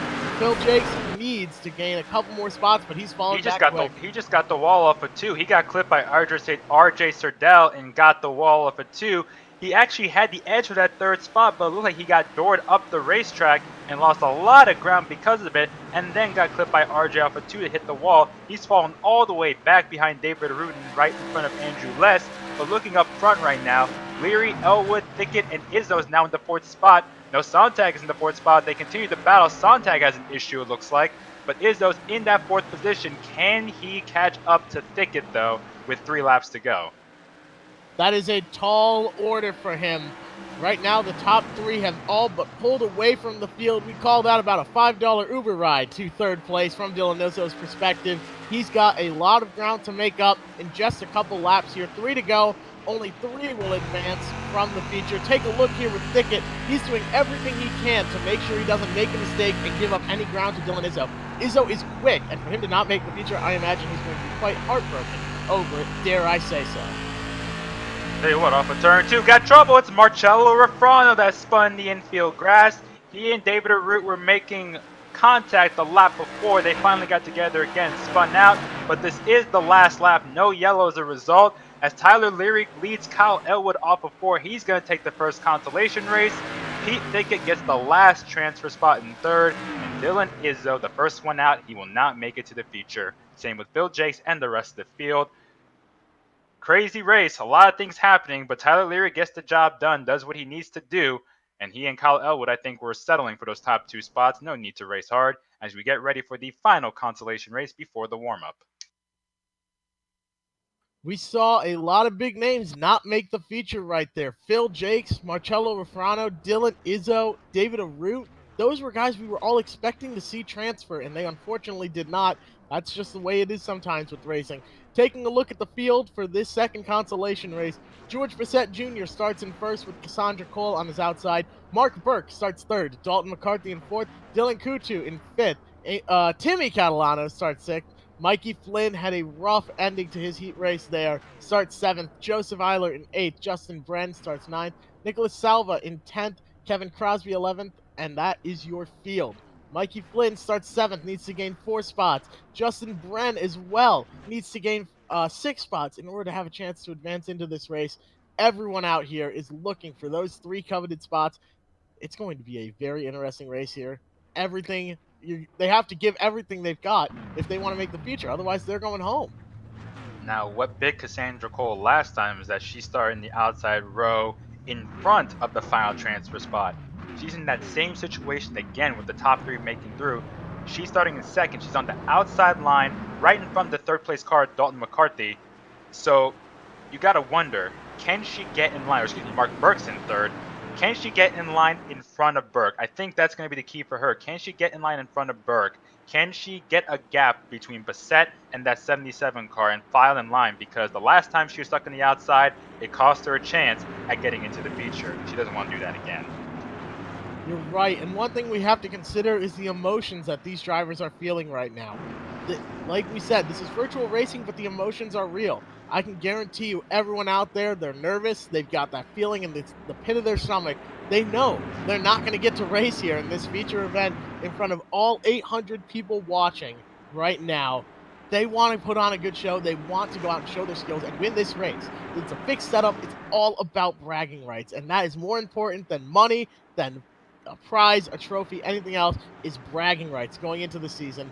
And everyone here is nervous, and they want to make this event here 3 people can of the 11 taking the race. Well, they're going to come off of 4 here as the pace car drops off. This is the final chance to get into the feature race. Great start by George Bessette Jr. He will clear Cassandra Cole, and that's exactly what Cassandra wanted. Now she's in that 2nd spot. The battle's for 3rd between Burke and Daltin McCarthy. Here comes Timmy Catalano underneath McCarthy. He's going to take that 4th position. And settling behind them is the 33 car Daniel Coutu. Mikey Flynn right behind the 33, Justin Bren. As the field comes off of 4 to complete lap 1, the 33 Coutu gets sideways off of 4. Flynn's able to stay off the back bumper of that 33 car. Bren takes a look underneath Mikey Flynn, but holds back as the field comes off of 2. Mikey Flynn got all sorts of checked up there at the beginning. The 33 in front of him. I imagine the patience is getting quite short as we see the Nerf bar there. Flynn gives it to him and holds onto it. I think that was some real aggressive racing right there. The 33 had been blocking since the green flag, really. And Mikey Flynn said enough was enough. Dove it into turn 3, used the Nerf bar. That's where you make passes here at Stafford. And just gave that Nerf bar to the 33. Yeah, tough break for Daniel Coutu as he gets the car going at the start-finish line. We'll see how much damage he may have on that car. Tried to hang on to it, but couldn't quite do it. Spun it around and brought the caution out with 8 laps to go in this consolation race. But George Bessette Jr. gained that big jump on the original start. Is exactly what Cassandra Cole needed as we take a replay right now. Mikey Flynn crossing underneath that 33 car. I don't know, it looked like Flynn had gone up into Coutu, and Coutu hammers the wall. And like I said, Coutu, when you climb up that wall, it can give you some air, and there was a car that teleported right through Coutu. That's the best record points I've seen so far. Flynn certainly came up. I think that was Mikey Flynn's way of saying, I'm not getting bullied around again. But Daltin McCarthy has been given an EOL penalty right now. Joseph Eilert has been black flagged, so race control is doing their job handling this race. So tempers are flaring, boys. Tempers are certainly flaring. Yeah, well, this is it. This is the final chance, as you mentioned. Top 3 get in. I'm curious to see what George Bessette Jr. is going to do here on this restart. Is he going to go immediately like last time, or is he going to hold it until they come off a turn 4 and bunch the field up and then get the jump? Timmy Catalano did a good job on that restart, able to move up a position. Once again, now he's starting on that inside row, or the outside row though. So can he get in line behind Burke? Burke's got that final transfer spot, and Mikey Flynn, we'll see what he can do. He had a lot of bad luck last week in the heat and in the consolation race. Will the luck turn his way? Justin Bren competed last week as well.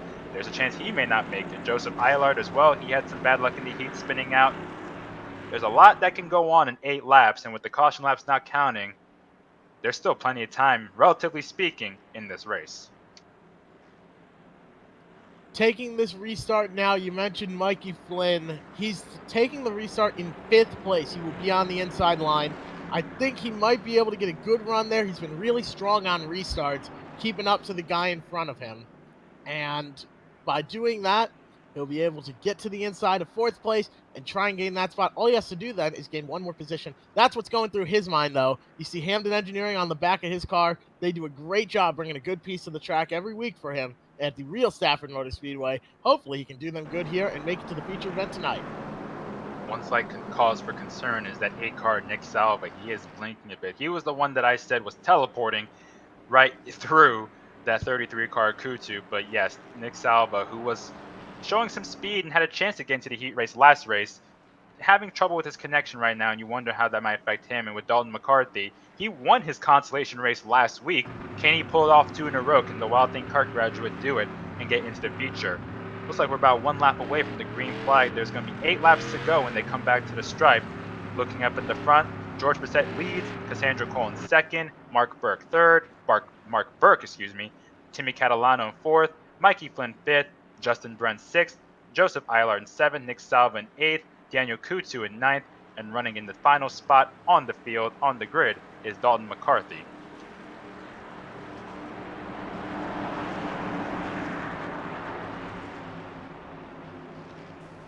Oh, what is going on here on the restart with Daltin McCarthy? He's trying to get in line. Confusion. Oh, and it's going to lead to an accident. Check up. So they were expecting to go green there, but iRacing still was under caution. So right now the pace car will come back out. Everything will be sorted momentarily, but a little bit of confusion there. Yeah, it looked like Daltin McCarthy was trying to get back where he thinks he should be on the grid. And it looks like he will be given that spot. Looks like it might be to the inside of Mikey Flynn, but a lot of confusion. The pace car is off, though, so they're going to go green this time by. And big break for Cassandra Cole because she almost got turned as a result. Bessette gets the jump. Cassandra Cole settles into the second spot as they head to turn one. Catalano spins turn one into the wall, and that's going to bring out the yellow again. Oh, man, Timmy's luck is just, if it's not bad luck, it's no luck. Looks like he got some contact, I think, from Burke in turn one. Got to check the replay. But Catalano ends up spinning up to the wall in turn one. He keeps it going, though, but a really rough break for that 54 car with 7 laps to go. 7 laps left in this event, and like you said, a very, very rough break for him. So, again, George Bessette Jr., though, looking back at that restart, really good restart for him. Cassandra Cole, during that jam-up, got almost turned around, and that could have caused her big time. Doesn't look like they have too much damage, either her or Burke or Bren or whoever got affected by that stack-up. Again, there's no resets on these cars, so if you run some tough luck under caution or under some confusion, your night may be over. So we're going to try it again here. There'll be 7 laps to go. This has been not the cleanest of consolation races. This is the last consolation before the 5-minute warm-up, and then the 80-lap feature coming later. Just a heads up, in the feature race, caution laps will count, but right now in this consolation, the yellow flags do not make a difference in terms of how many laps are left. They do not have any sort of time limit or anything, so these guys will just run these laps out as long as they need to take to do so here. Getting ready to go back green soon. They're just getting everything sorted with race control. One guy that's made his way up quietly is Justin Bren, that 66 car. He is now behind Mark Burke. He's the one out right now, the first one out. And Daltin McCarthy, after just getting past that excursion a couple cautions ago, he's right there too. But Justin Bren, he really wants to get in after making it last week. He's been doing a lot of practice. They have practice almost every day this week, at least in the last half of the week. And Justin Bren was practicing each and every night. So it would be such a heartbreaker for him to practice as hard as he has been and not make it. But he's right behind Mark Burke. He's got a chance when they come back to the green flag with 7 laps to go. And again, 7 laps is a lot. And if we have more yellows, it's just going to keep bunching the field up and they'll have another chance. Right now, this event would not be possible without all of our sponsors. Napa Auto Parts, Dunleavy Truck and Trailer Repair, Midstate Site Development, Call Before You Dig, Lincoln Technical Institute, Spark Virtual Reality, Maybury Material Handling, all do so much for us and make this possible. Please, I know it's crazy out there in the world right now. Everyone needs to stay home and stay safe. But the businesses that are open, the essential businesses, I know Napa is, go and support these people that support local racing. They are what let us do what we love to do and watch what we love to watch. Every single Friday night, they are there for us. Support our sponsors because they support us. So thank you to every single one of them.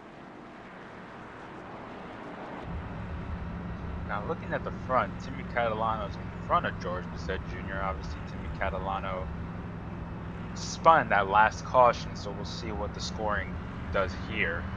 But there's just 7 laps to go. It's George Bessette Jr., Cassandra Cole, Mark Burke, Justin Bren, Daltin McCarthy, Mikey Flynn still on the outside looking in. Joseph Eilert, Nick Salva, Daniel Coutu as Salva continues to blink. And Kevin Crosby is in here now. But Crosby is pretty far behind, I believe. He's been having connection issues so far in this one. So looking back in the front, the question is, can Burke hold on to that 3rd spot? Can Cassandra and Timmy try to get in line? And to think, Catalano got involved in that spin last caution. He's still in that 4th spot as they come to the stripe and take the restart with 7 laps to go. He's sitting on the outside, though, Timmy Catalano is. And right now, you see Mikey Flynn making a big move to the bottom.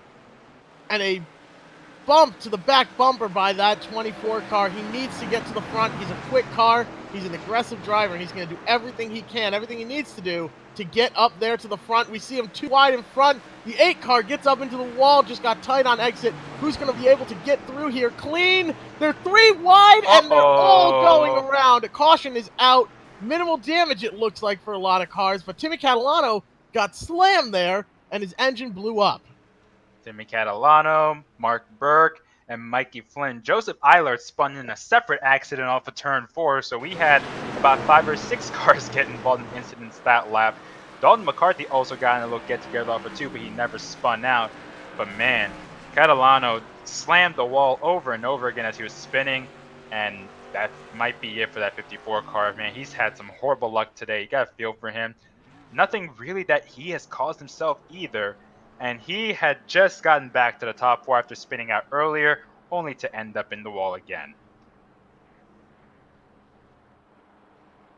A bit of mayhem this race. Like we said, everyone wants to advance into the feature event. We are looking, discussing things with race control. We are listening in on that. They are pretty much just trying to get everything sorted right now and make sure these guys are racing clean, racing fairly, and they're all lined up in the right place. Mikey Flynn, though, he's up to 4th with the 66 now sitting in 3rd. They are going to be battling here, Justin Bren and Mikey Flynn, for that last transfer spot. Only 3 advance from this consolation race. It's no real surprise that George Bessette Jr. has been leading, but again, also track position again is important because of all the incidents we've seen on track. The safest place to be is out front. It's been that 6th, 7th, 8th spot where we've seen the accidents happen. So George Bessette Jr. getting the job done. Cassandra Cole is able to always find the gap and get in line. It's that 3rd and 4th position that keeps changing every restart. And all of a sudden, it's now Justin Bren and Mikey Flynn, that 3rd and 4th spot. So we'll see what happens here. There's some chatter going on in race control right now. We're trying to get an understanding of what's going on. But right now, Mikey Flynn, the first one out, and he really wants to get in because he was very frustrated that he didn't make it last week. And Daniel Coutu, after having a couple spins earlier, he's right behind Justin Bren, that 33 car. So who knows? Maybe he has a shot. The Double Hook Lounge is open tonight. It's operating under a new name, Your Refrigerator. The selection is your personal favorite because it's whatever you stocked it with. If your fridge is empty or you are too young to visit the Double Hook Bar, please don't. So that is what we have to do. I think everyone's going to drive home safe tonight because I sure hope you are all safe and sound at home at the moment. But the Double Hook Bar is currently operating under the name Your Refrigerator until the season starts here at Stafford Motor Speedway. It reminds me, I remember Cory Casagrande told Sean Corshane of Braeside, Connecticut about the heat race and getting his way in. And he's just like, yeah, I'm just worried that I might be sent home. And then he tweeted on later and he said, I didn't really quite think that one through because obviously there's no such thing as going home when you are home. So there's still some people adapting to the fact that this is a sim race and not in real life. iRacing is as close as you can get to driving a race car without putting on a fire suit. Without having to put on a fire suit. But the pace car is in. Mikey Flynn is sitting in 4th, and getting a good jump is George Bessette Jr., but they are side by side for 3rd. We could see that outside work here, but Mikey Flynn has been aggressive all night. We'll see what he can do with Justin Bren on his inside. Trying to get clear off the corner, he does. That 24 car is out for blood. He needs to make this feature and make his sponsors happy. The race ends, though, due to a time limit. Wow. Wow. Is that perfect timing or what for Mikey Flynn?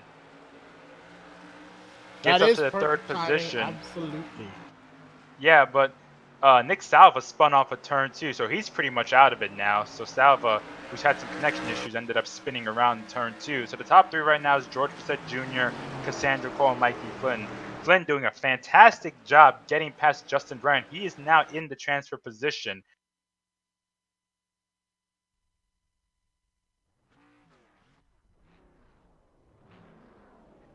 Right now, we have a 5-minute warm-up for these guys to go out and just warm these cars up.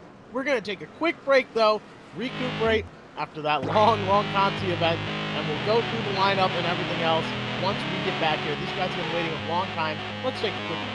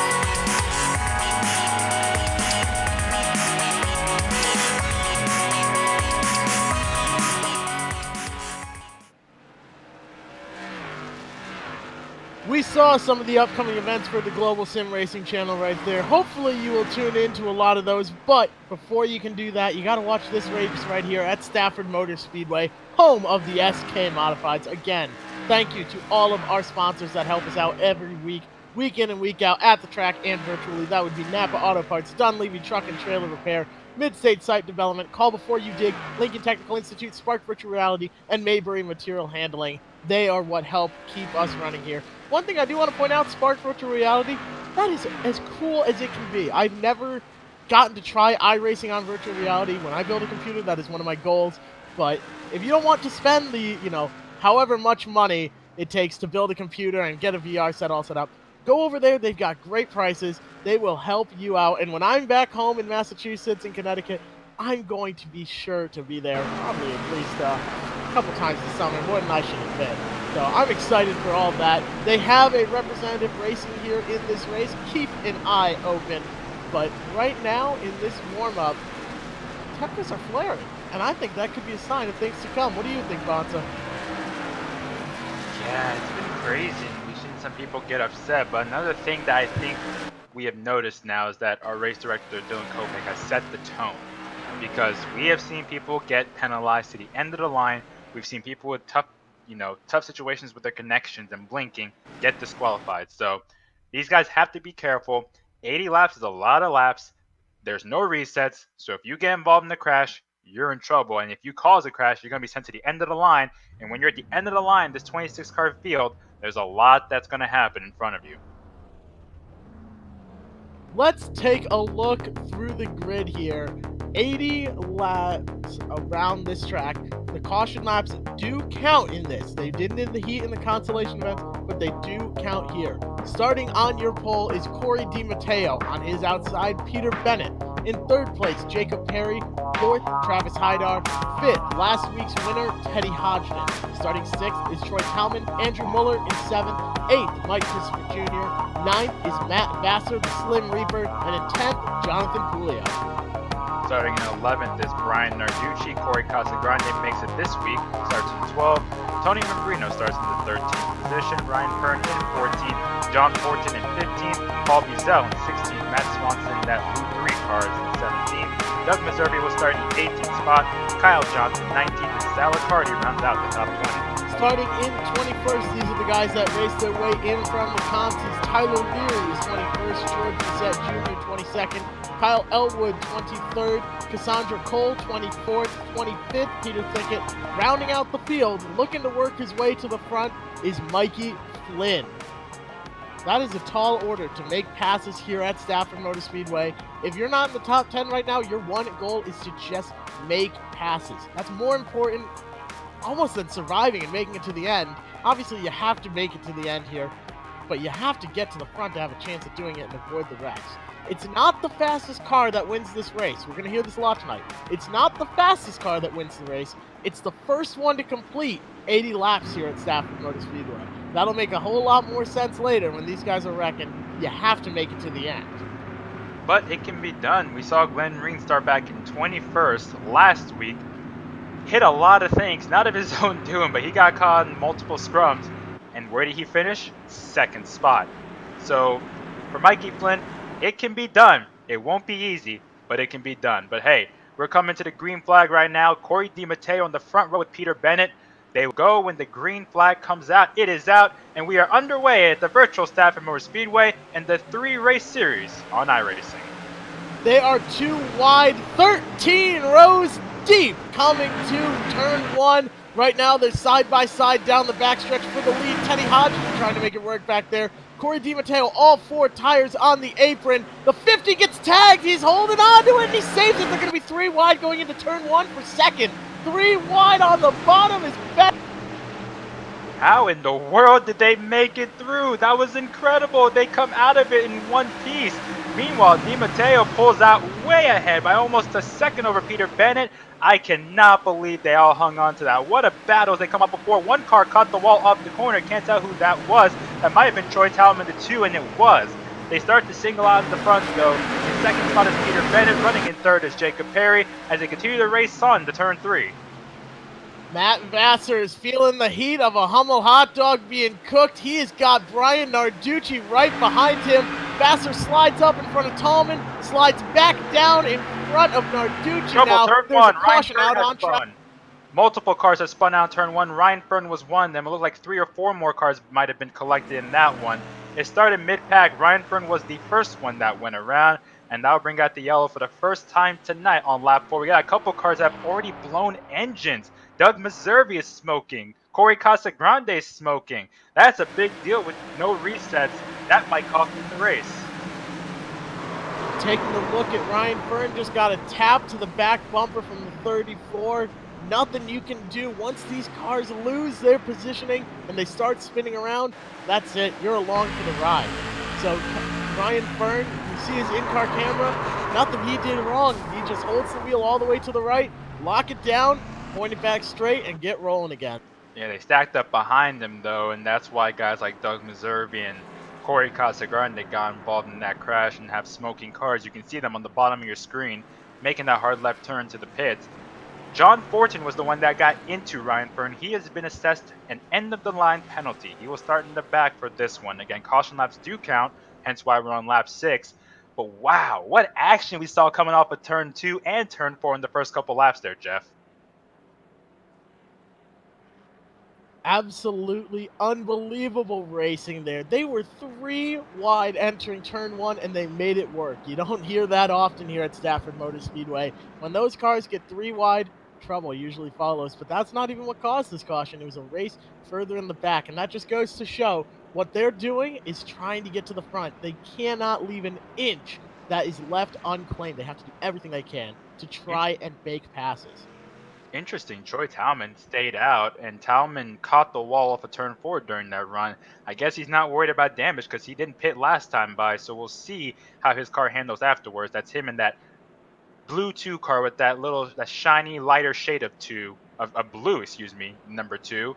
That's Mike Christopher Jr. right behind him. Those are 3 guys you gotta watch. Narducci, Talman, and Christopher Jr. They were going at it during the warm-up. They provided quite a show as the field doubles up. We got Cory DiMatteo in first, Peter Bennett second, Jacob Perry in third, Teddy Hodgdon fourth. Running in the 5th spot is Travis Hydar, Andrew Molleur 6th, Matt Vassar in 7th, Bryan Narducci 8th, Troy Talman 9th, and Mike Christopher Jr. in 10th.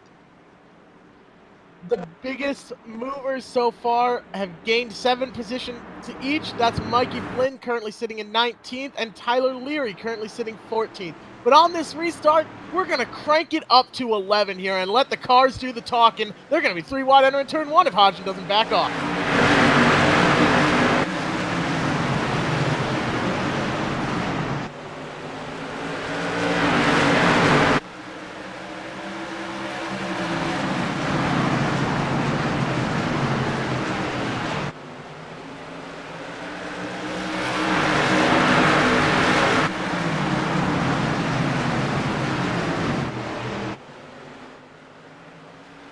The only thing better than the roaring of these engines is the smell of the gasoline, and we will return to that soon at the track, but we can enjoy just as much action here. Got a crash in turn 3.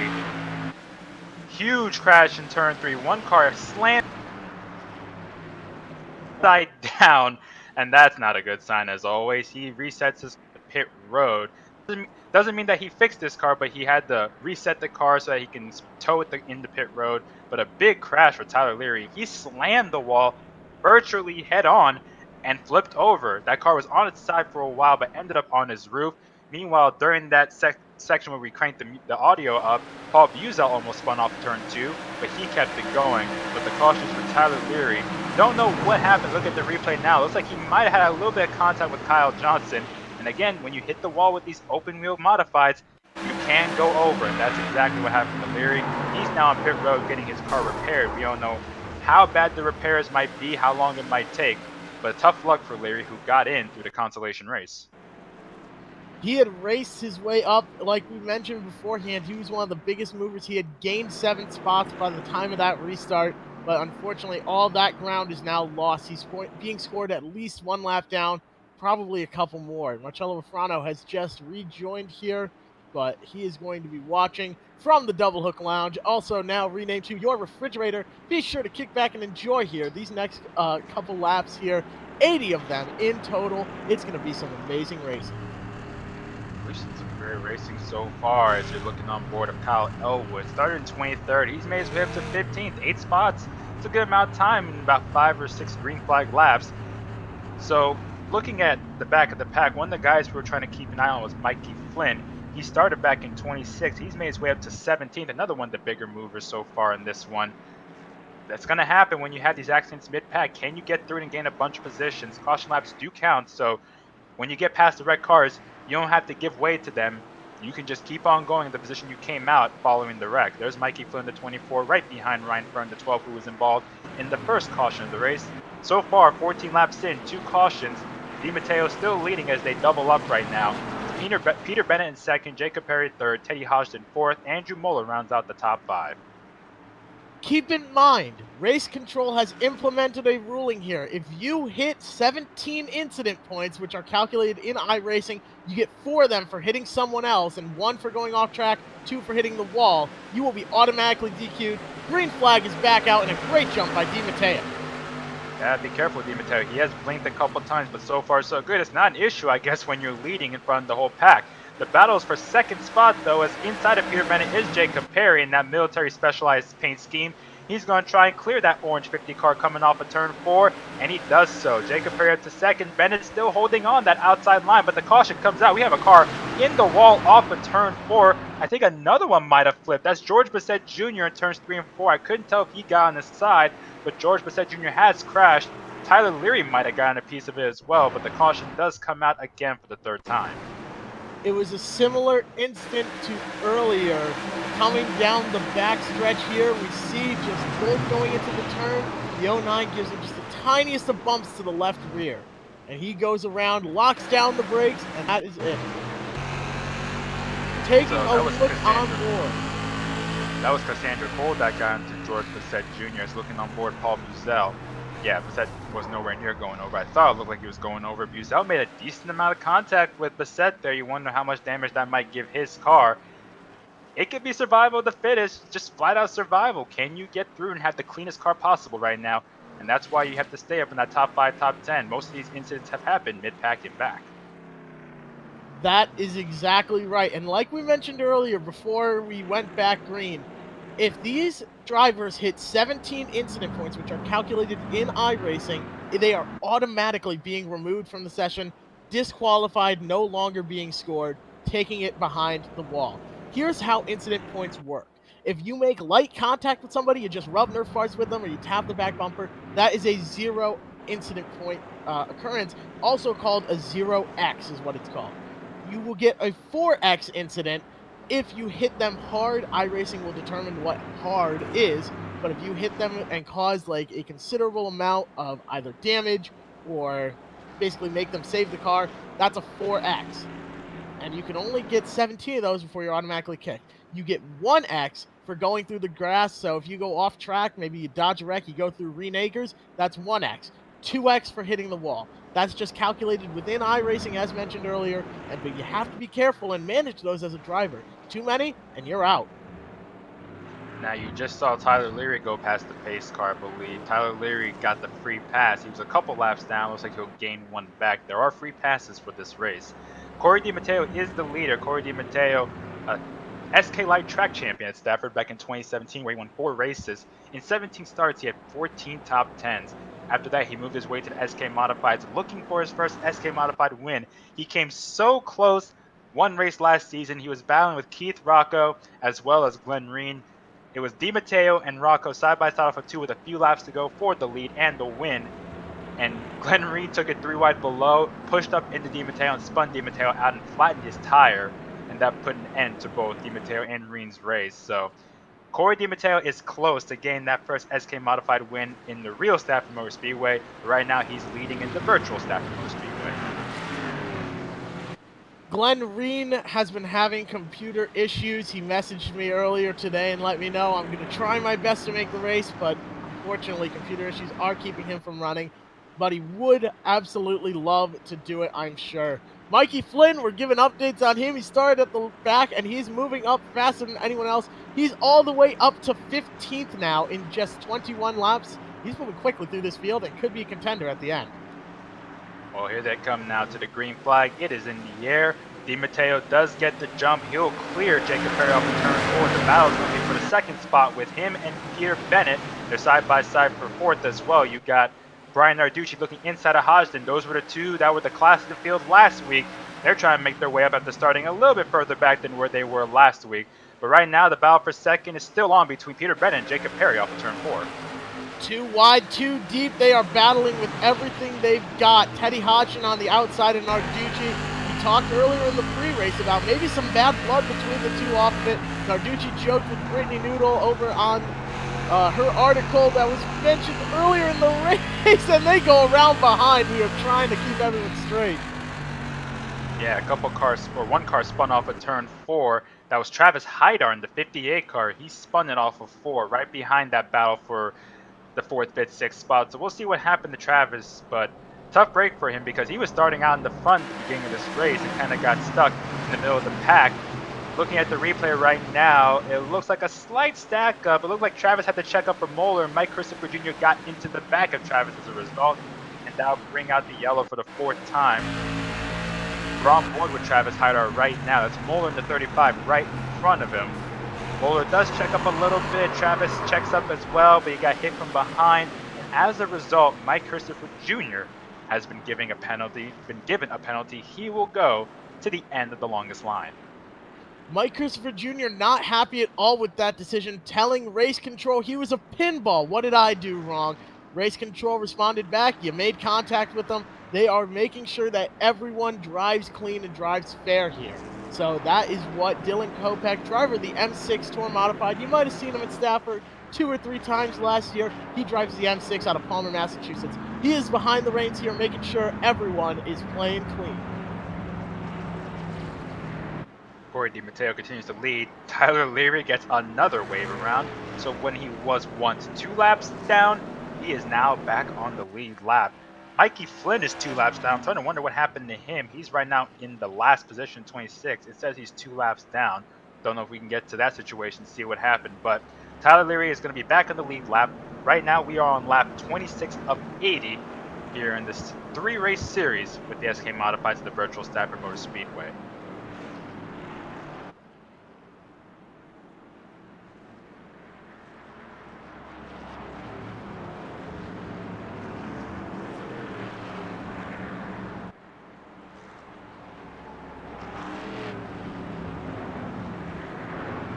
Matt Vassar drives the number 11 Hummo Hot Dogs Modified at Stafford Motor Speedway every single Friday night.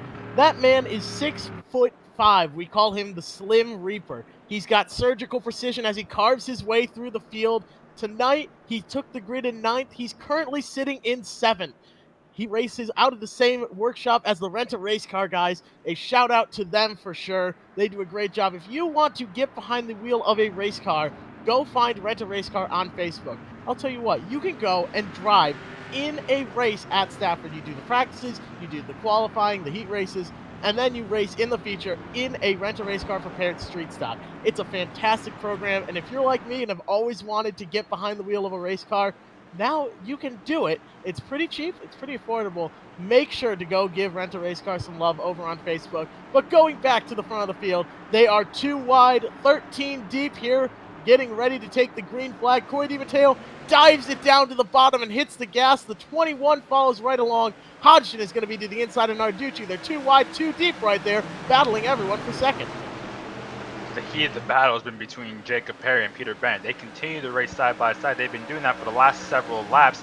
Teddy Hodgdon took a look to the inside, but Narducci looked even lower. Hodgdon slides up the track a little bit, but they keep it going in a line.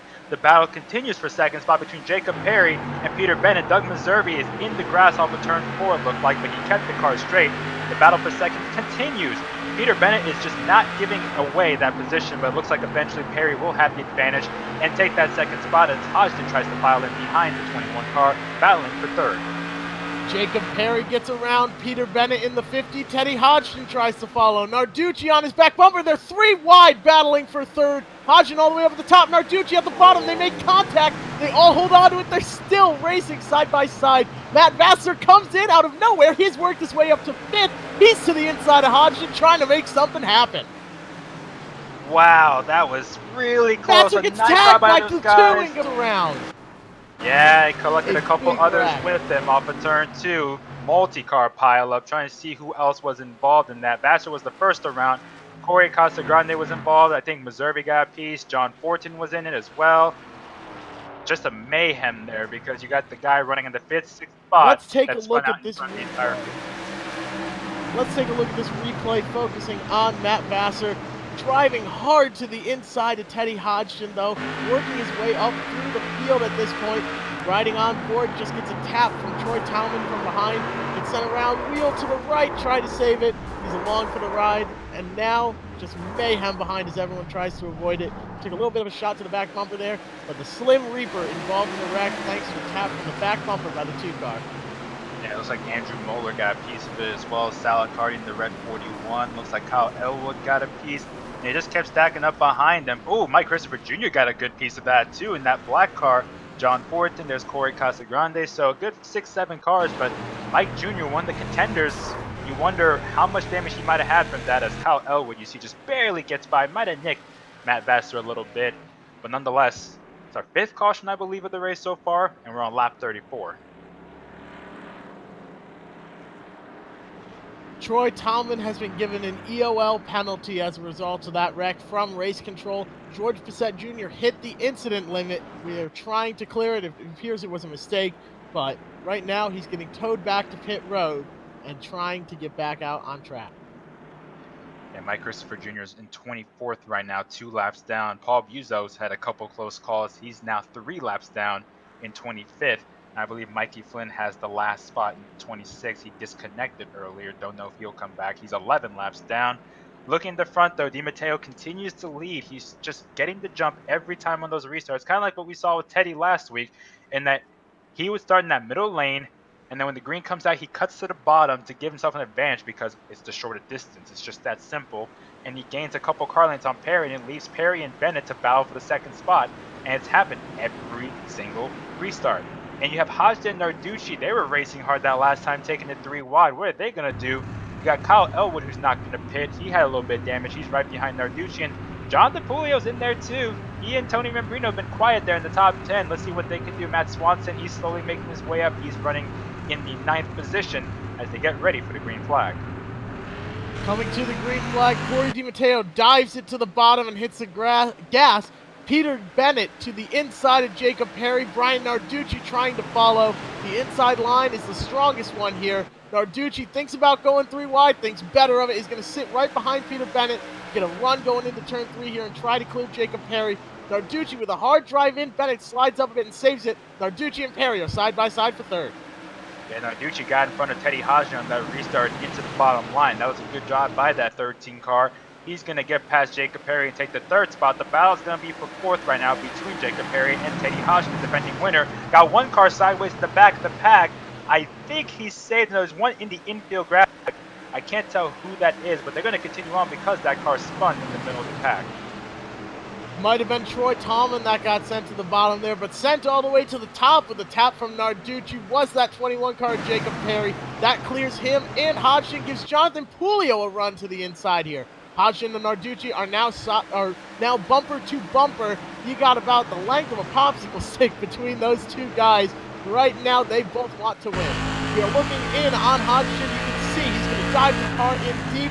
Look at that tachometer, bright red. He's getting that car right up to the rev limiter, entering the turns. That's exactly what he has to do.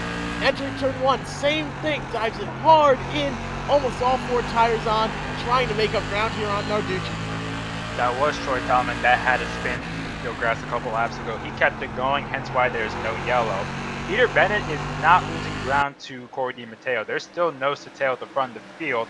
Up to 3rd spot right now is Bryan Narducci. Let's see if he can hold out Teddy Hodgdon. The bow behind them, there's contact. It's Tony Membrino spinning off of turn 2 into the grass. I think everybody else was able to avoid him. I think he was battling against either John DePulio or Jacob Perry. He did spin to the infield grass, though, and keeps on going. So as a result, we have no yellow as the front 2 continue to race nose to tail. We stay green, and Peter Bennett is beating on that back bumper at Cory DiMatteo. Don't forget, this is Stafford, the home of Ted Christopher. There's a 3-bump rule. First is I'm here, second is it's time to move, third is I'm moving you. We've seen 1 bump so far. We'll see what Peter Bennett has to say to Cory DiMatteo as he's knocking on that back door. Right behind them, though, is Bryan Narducci and Teddy Hodgdon. They're watching those two battle, waiting to see who makes their move, and Jacob Perry continues to run the 5th spot. The first battle on track is further back, though, around the top 10. But right now, looking at the front, Peter Bennett continues to try and hound on the back bumper of the leader, Cory DiMatteo. The way to make a pass here at Stafford Motor Speedway is to get to the guys inside one way or another. You need to be side by side with him on one of the straightaways. He's going to try and make the move here. Doesn't have enough juice in the tank. Now diving into turn 1, he goes a little bit higher than DiMatteo does, tries to carry more speed on corner exit and get to that back bumper down the straightaway. First side-by-side battles, Kyle Ellwood in the 10th spot battling against Cassandra Cole. Doug Meservey is off the pace in the bottom line, turn 3 right in front of Ellwood and Cassandra, but they're good to go. Looks like they get away from that, but they continue to race side-by-side for the top 10 position as Bennett continues to stay right behind the bumper of DiMatteo. That's the first side-by-side battle you're seeing, with Kyle Ellwood in that 45 and Cassandra Cole in that white car. Right behind him is Pete Thickett and Tyler Leary, who just got back on the lead lap. He's trying to make his way out to the top 10. 6 thousandths of a second. That is about, very, very, very quick. Let's put it simply. Peter Bennett is right on the back bumper of Cory DiMatteo. That was the difference. Spin back straightaway. Multiple cars crashed in the backstretch. Kyle Ellwood was the first one to get sideways, and a couple other cars stacked in behind him. But Kyle Ellwood was the first one around. I think Kyle Johnson got a piece. Pete Thickett, I believe, got a piece. That was a battle for that 10th and 11th position that we were just looking at, but eventually led to an accident on the back straightaway, and that'll bring out another yellow as we complete 47 laps.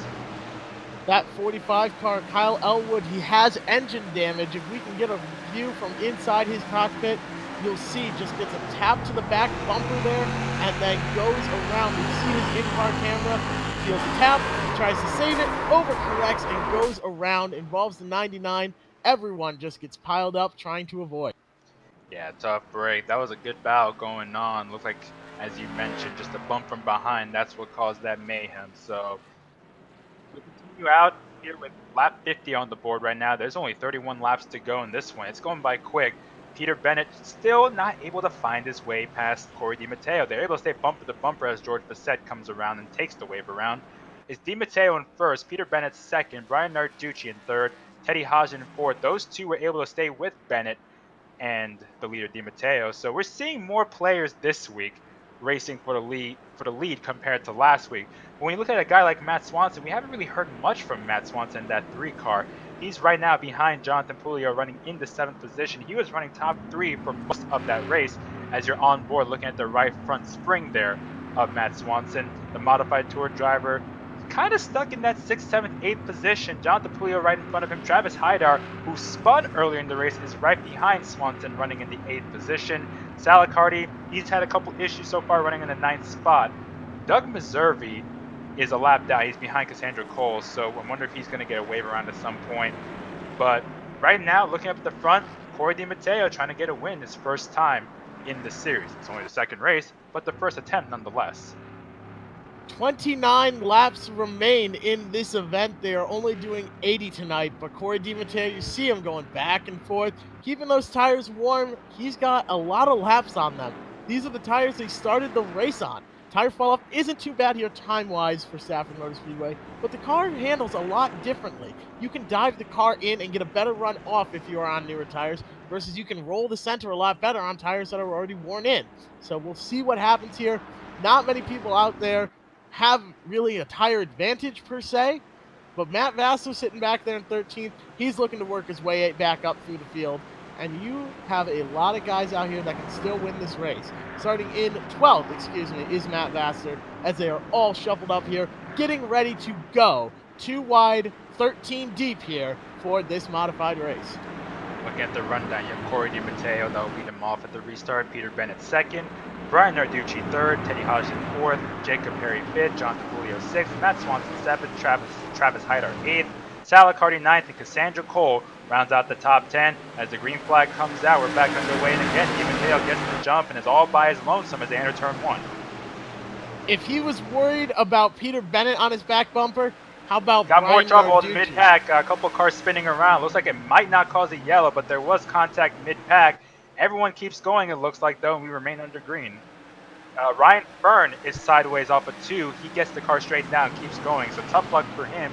He was involved in an earlier caution, but again, we remain under green, and we have a new guy in the second spot, Jeff. Bryan Narducci.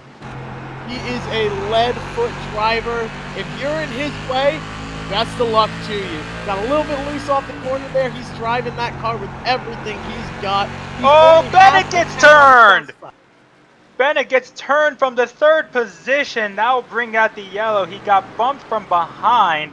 I believe that was Jacob Perry that might have gotten into the back of Bennett, and that brings out the yellow. They were just singled out in the front of the pack too, and Jacob Perry has been given a penalty to the end of the line. Oh man, he didn't just send it in there, he sent it in there with intent, it almost looks like. The 21 diving it all the way down to the bottom, overdrives the entry a bit, gets into Peter Bennett, and gets a penalty as a result. Not too much damage to Bennett, looks like he might be able to rebound, but that's a very frustrating thing as a driver where you just get spun around by someone that's about 2 car lengths back, that dive bombs you from that far away. I wonder if we can get it on board with Hodgdon, because he barely missed that. It looked like Perry might have gotten a piece of it, but Hodgdon hung a hard right and just got past the outside on the outside of that incident with Bennett and Perry. We're riding on board right now. It happens right in front of him. Maybe a slight contact, but a hard right keeps it off the wall and just keeps it going. Nice job by Tate to get through that one, but tough break for Peter Bennett. He was running 2nd or 3rd all race long. Couldn't get away past DiMatteo for the lead and ends up getting turned. Peter Bennett is coming out of the pits right now, but take a look up at Teddy Hodgdon as well in 3rd place. He will have the advantage of being on the inside for this restart. He will be to the inside of Narducci. So if he gets a good run, a good start right behind Cory DiMatteo, take a look at the positions gained and lost though. The most so far, Sal Liccardi up 14 along with Cassandra Cole and Thickett back there. Those guys have all gained 14 positions. Guys and girls have all gained 14 positions. The biggest loser tonight, unfortunately, is going to be down 11 spots. Peter Bennett right now and Perry as well. Now those guys do have a little bit of time, as long as they don't get too many yellows, to try and get back up there. And you have to imagine Peter Bennett's going to try and be aggressive here because he had a chance to win this race. That might help Cory DiMatteo because that might have been Peter Bennett.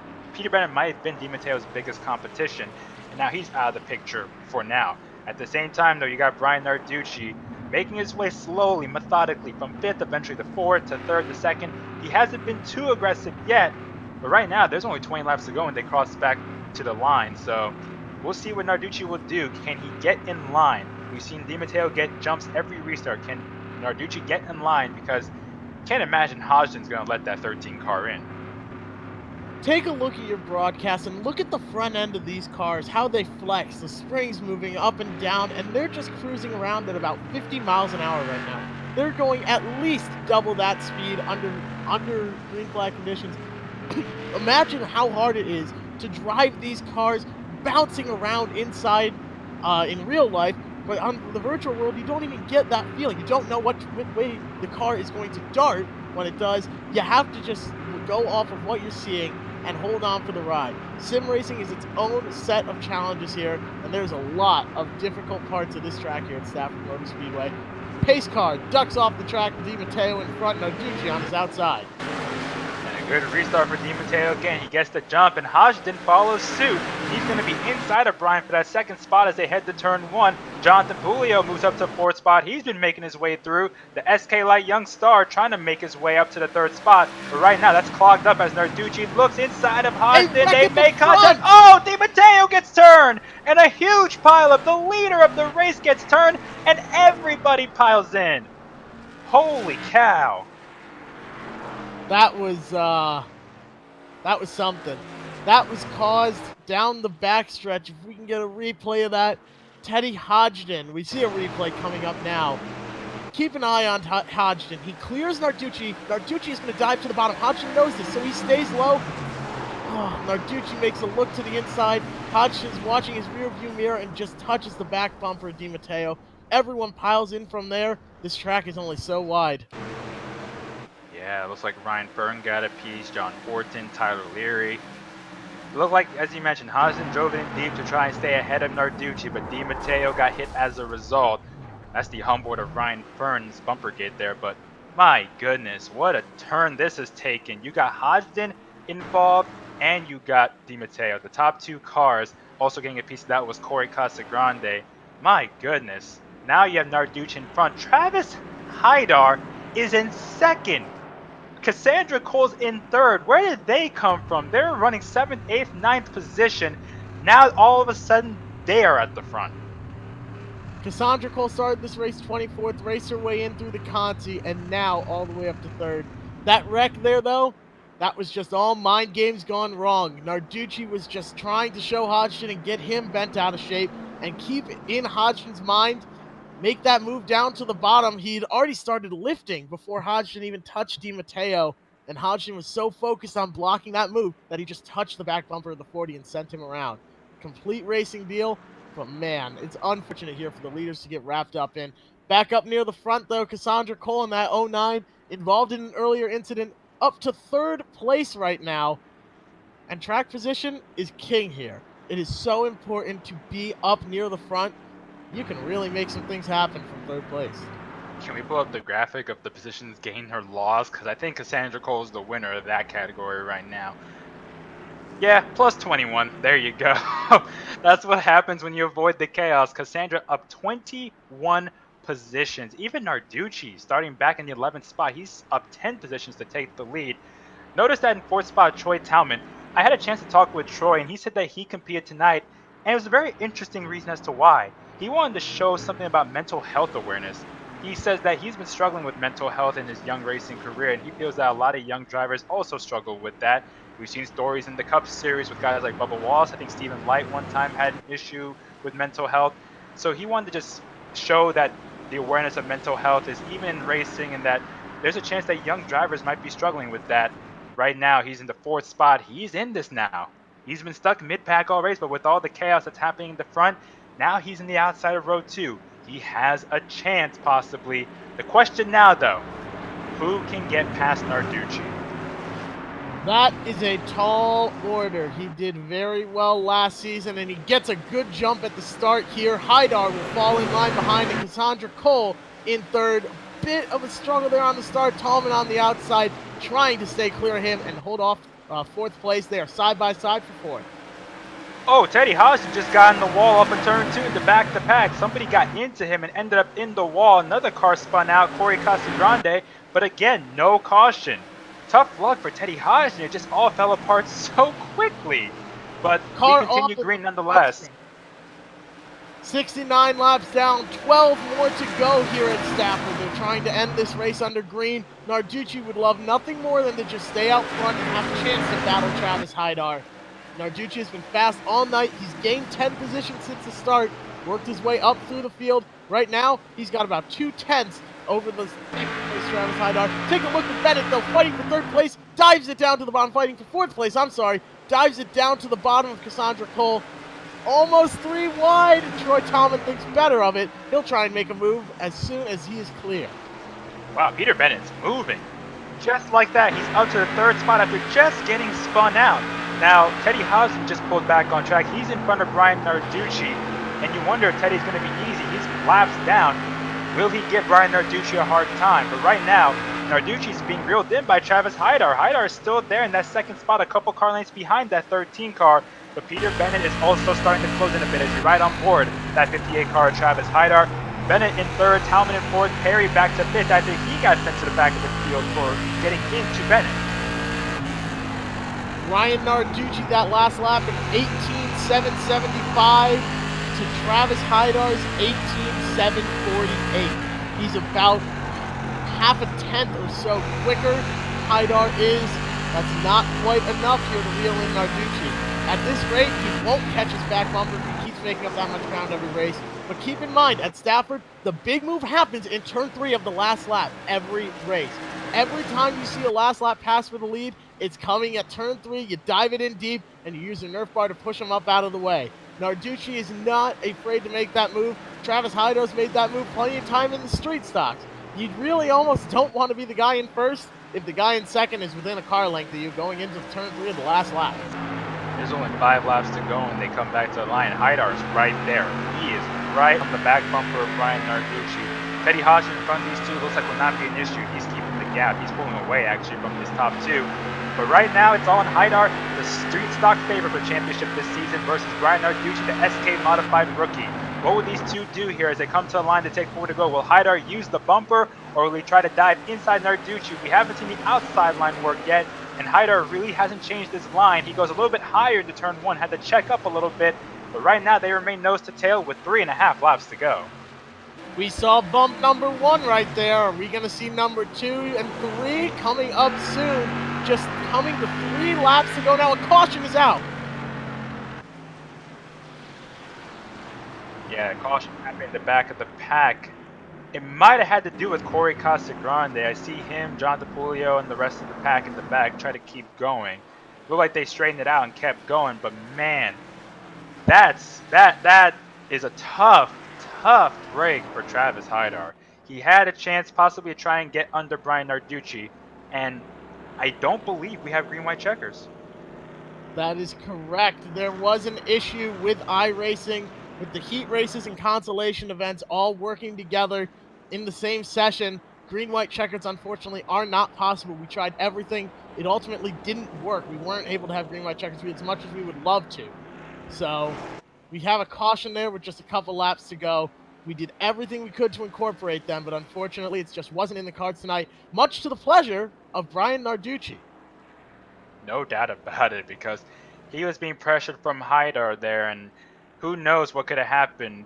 The caution was for Ryan Fern. He did spin out. It was him, contact with Andrew Molleur, and I believe Fortin. I believe those 3 got together, so that was the reason for the caution flag.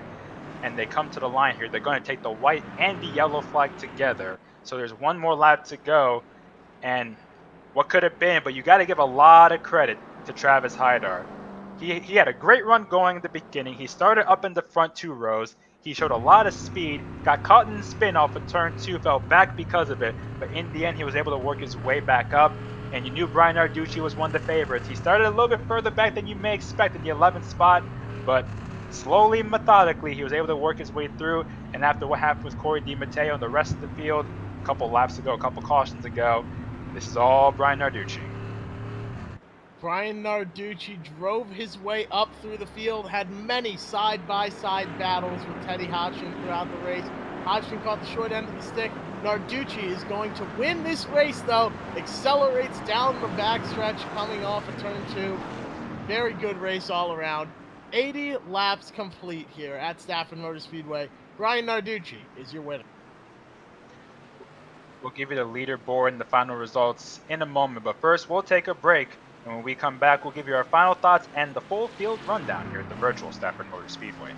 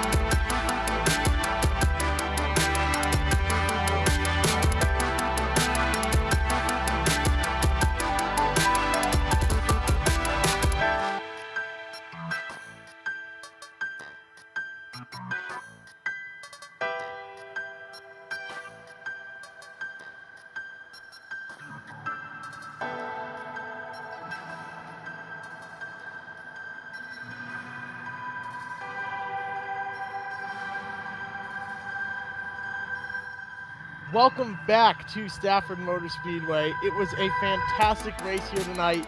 80 laps later, Bryan Narducci comes out your winner, Travis Hydar in second, and Peter Bennett in third place. We will have your top three here shortly as we get everything sorted out. Bonzo, what did you think about the race here tonight? And let's go through the top results. Well, let's go through the leaderboard first. As you mentioned, Narducci first, Hydar second, Peter Bennett third, Troy Talman in fourth. Good comeback for Peter Bennett after spinning out earlier. Jacob Perry coming back from an end-of-the-line penalty. He finishes fifth. Great run for Cassandra Cole. Started back outside the top 20. Comes home in sixth. Matt Swanson seventh. George Bessette Jr. after being a lap down earlier comes home eighth.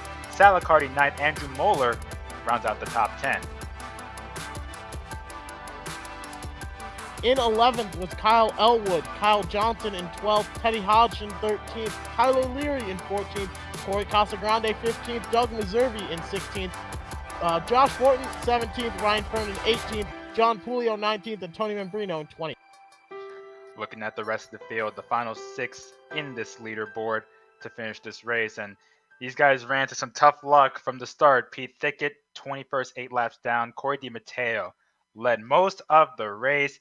Gets involved in an accident. He finishes 22nd as the rest of the field is rounded out there. Just a really tough outcome for these guys at the end of the race. So DiMatteo finishes 22nd, Matt Baxter 23rd, Mike Christopher Jr. 24th, Paul Buzel 25th, and Mikey Flynn 26th. And it looks like we have our second place finisher, Travis Hydar. Travis, you got a copy? Yes, I do. Travis, you had a great run going in the beginning. You qualified well, top 4. Coming into this race, what was your mindset? Because it seemed like you had a lot of practice trying to get faster, and it showed during your 2-lap time trial in the heat race.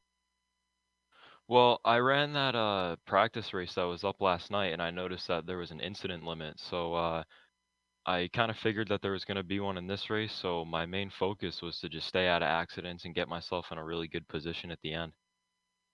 Now, going to the end of the race, you were right behind Narducci, and the caution came out. How much of a difference would it have been if those last 2 laps were green for you? Were you thinking about trying to pass cleanly, or were you not afraid to use the bumper? I mean, I would have had no choice but to pass cleanly because I had 16 out of 17 X for the incident points. So if I gave him one little bump, then that could have been the end of my race. So how tough is it to have that choice of trying to pass him cleanly? Because it seemed like the track was basically a one-group track. Yeah, it was pretty much a bottom lane track for the entire race. It was hard to maintain second there at the end because my spotter was telling me that I was a lot faster and I was closing. So it was really tempting to try to make a move there because I wasn't entirely sure we were going to finish under green. So yeah. And at the end, who do you have to thank for this race? Well, I got to thank Justin Williams for the really cool looking paint scheme this week. That's for sure. He got that done for me yesterday. It looks really good. I got to thank Hydar Construction. I got to thank Ryan for spotting me, Ryan Blanchard. I got to thank Enlero Photo for designing the car. And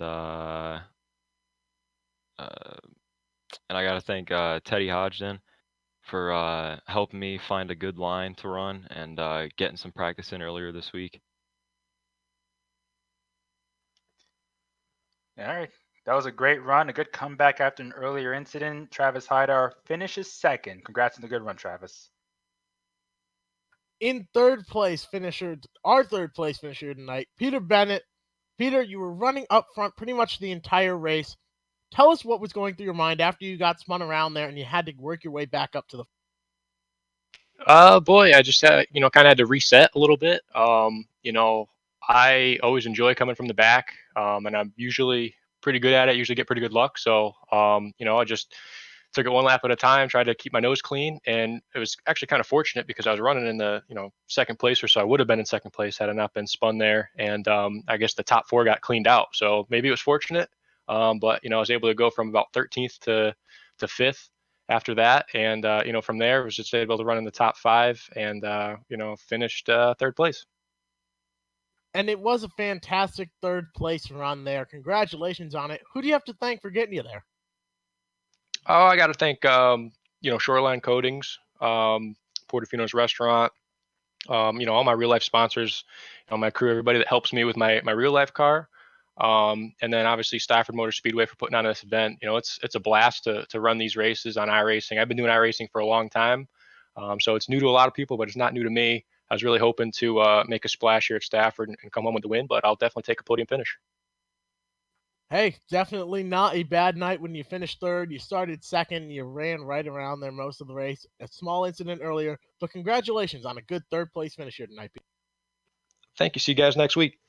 See you next week, and hopefully in victory lane. Let's bring in our winner, Bryan Narducci. Hey, Brian, you got a copy? I got you guys. Brian, congratulations on the win, first of all. A lot of stuff going on that race. You started back in 11th. Was it just a matter for you? Like, what was your mindset? Were you trying to just methodically work your way up, or were you trying to get up there as fast as possible? Trying to get there as quick as possible. Only 80 laps, and there was a lot of yellows. So just trying to get there as quick as possible without killing tires. And started 11th, which kind of sucked, but we got in a good lane at the beginning and passed a bunch of cars. And then once we got into the top 5, I knew we were pretty good. Then being 4th kind of sucked, but we got to the right lanes and got in the right lanes. Got into with the 55 a little in the beginning, but kind of cleared that up. And then had a couple restarts next to DiMatteo, and those were fun.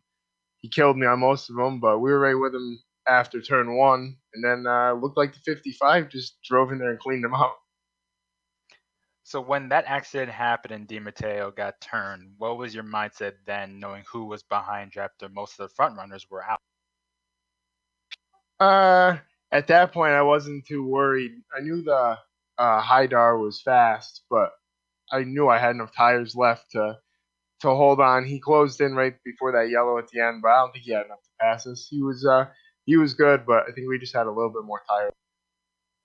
How much of a redemption is it for you after the late spin last week with a couple laps to go, restarting in second, now coming home with the win?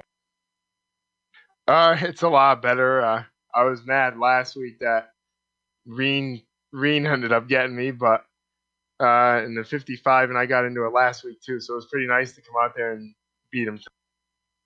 Who you got to thank for this win? Just Stafford and everybody for putting the race on, and everybody watching, and just hope they keep this going and get a lot of views. It's pretty cool, pretty entertaining since we can't actually be at the track. So just everybody that puts this show. Well, congratulations, Brian, on the win, and we'll see you next week. Thanks, guys. Brian, it appears he's left, but hang on. Brian is back here. Brian, I've just gotten word from our race inspector, Tom Fox. Do you think you've cleared inspection? Definitely. Okay. Okay. Yeah, everything is good. All the weights were fully secured. His wheel was legal that he was using, and the pedals were legal as well. They're looking into the rule book for the monitor you were using, but right now you are cleared, so congratulations on the win. Thanks, guys. There's a lot more guys out there with a lot higher dollar equipment than I do, so I think mine. Bryan Narducci feels that he is the David that has overcome Goliath with beating all these far advanced setups ahead of him. But Bryan Narducci comes out the winner here tonight. Bonzo, before we close this out, do you have any last thoughts? I thought this race went smoother than last week, and I think Kopech, him being there and assessing these end-of-the-line penalties when needed, and the fact that you don't have any resets, I think we saw more green flag racing than we saw last week. A lot of drama there at the front. Obviously, the story was DiMatteo and dominating that whole entire race. You had guys like Peter Bennett, Teddy Hodgdon, Bryan Narducci trying to battle against him, but they couldn't quite make that pass. And eventually Hodgdon got into DiMatteo after Bennett got turned by Perry earlier.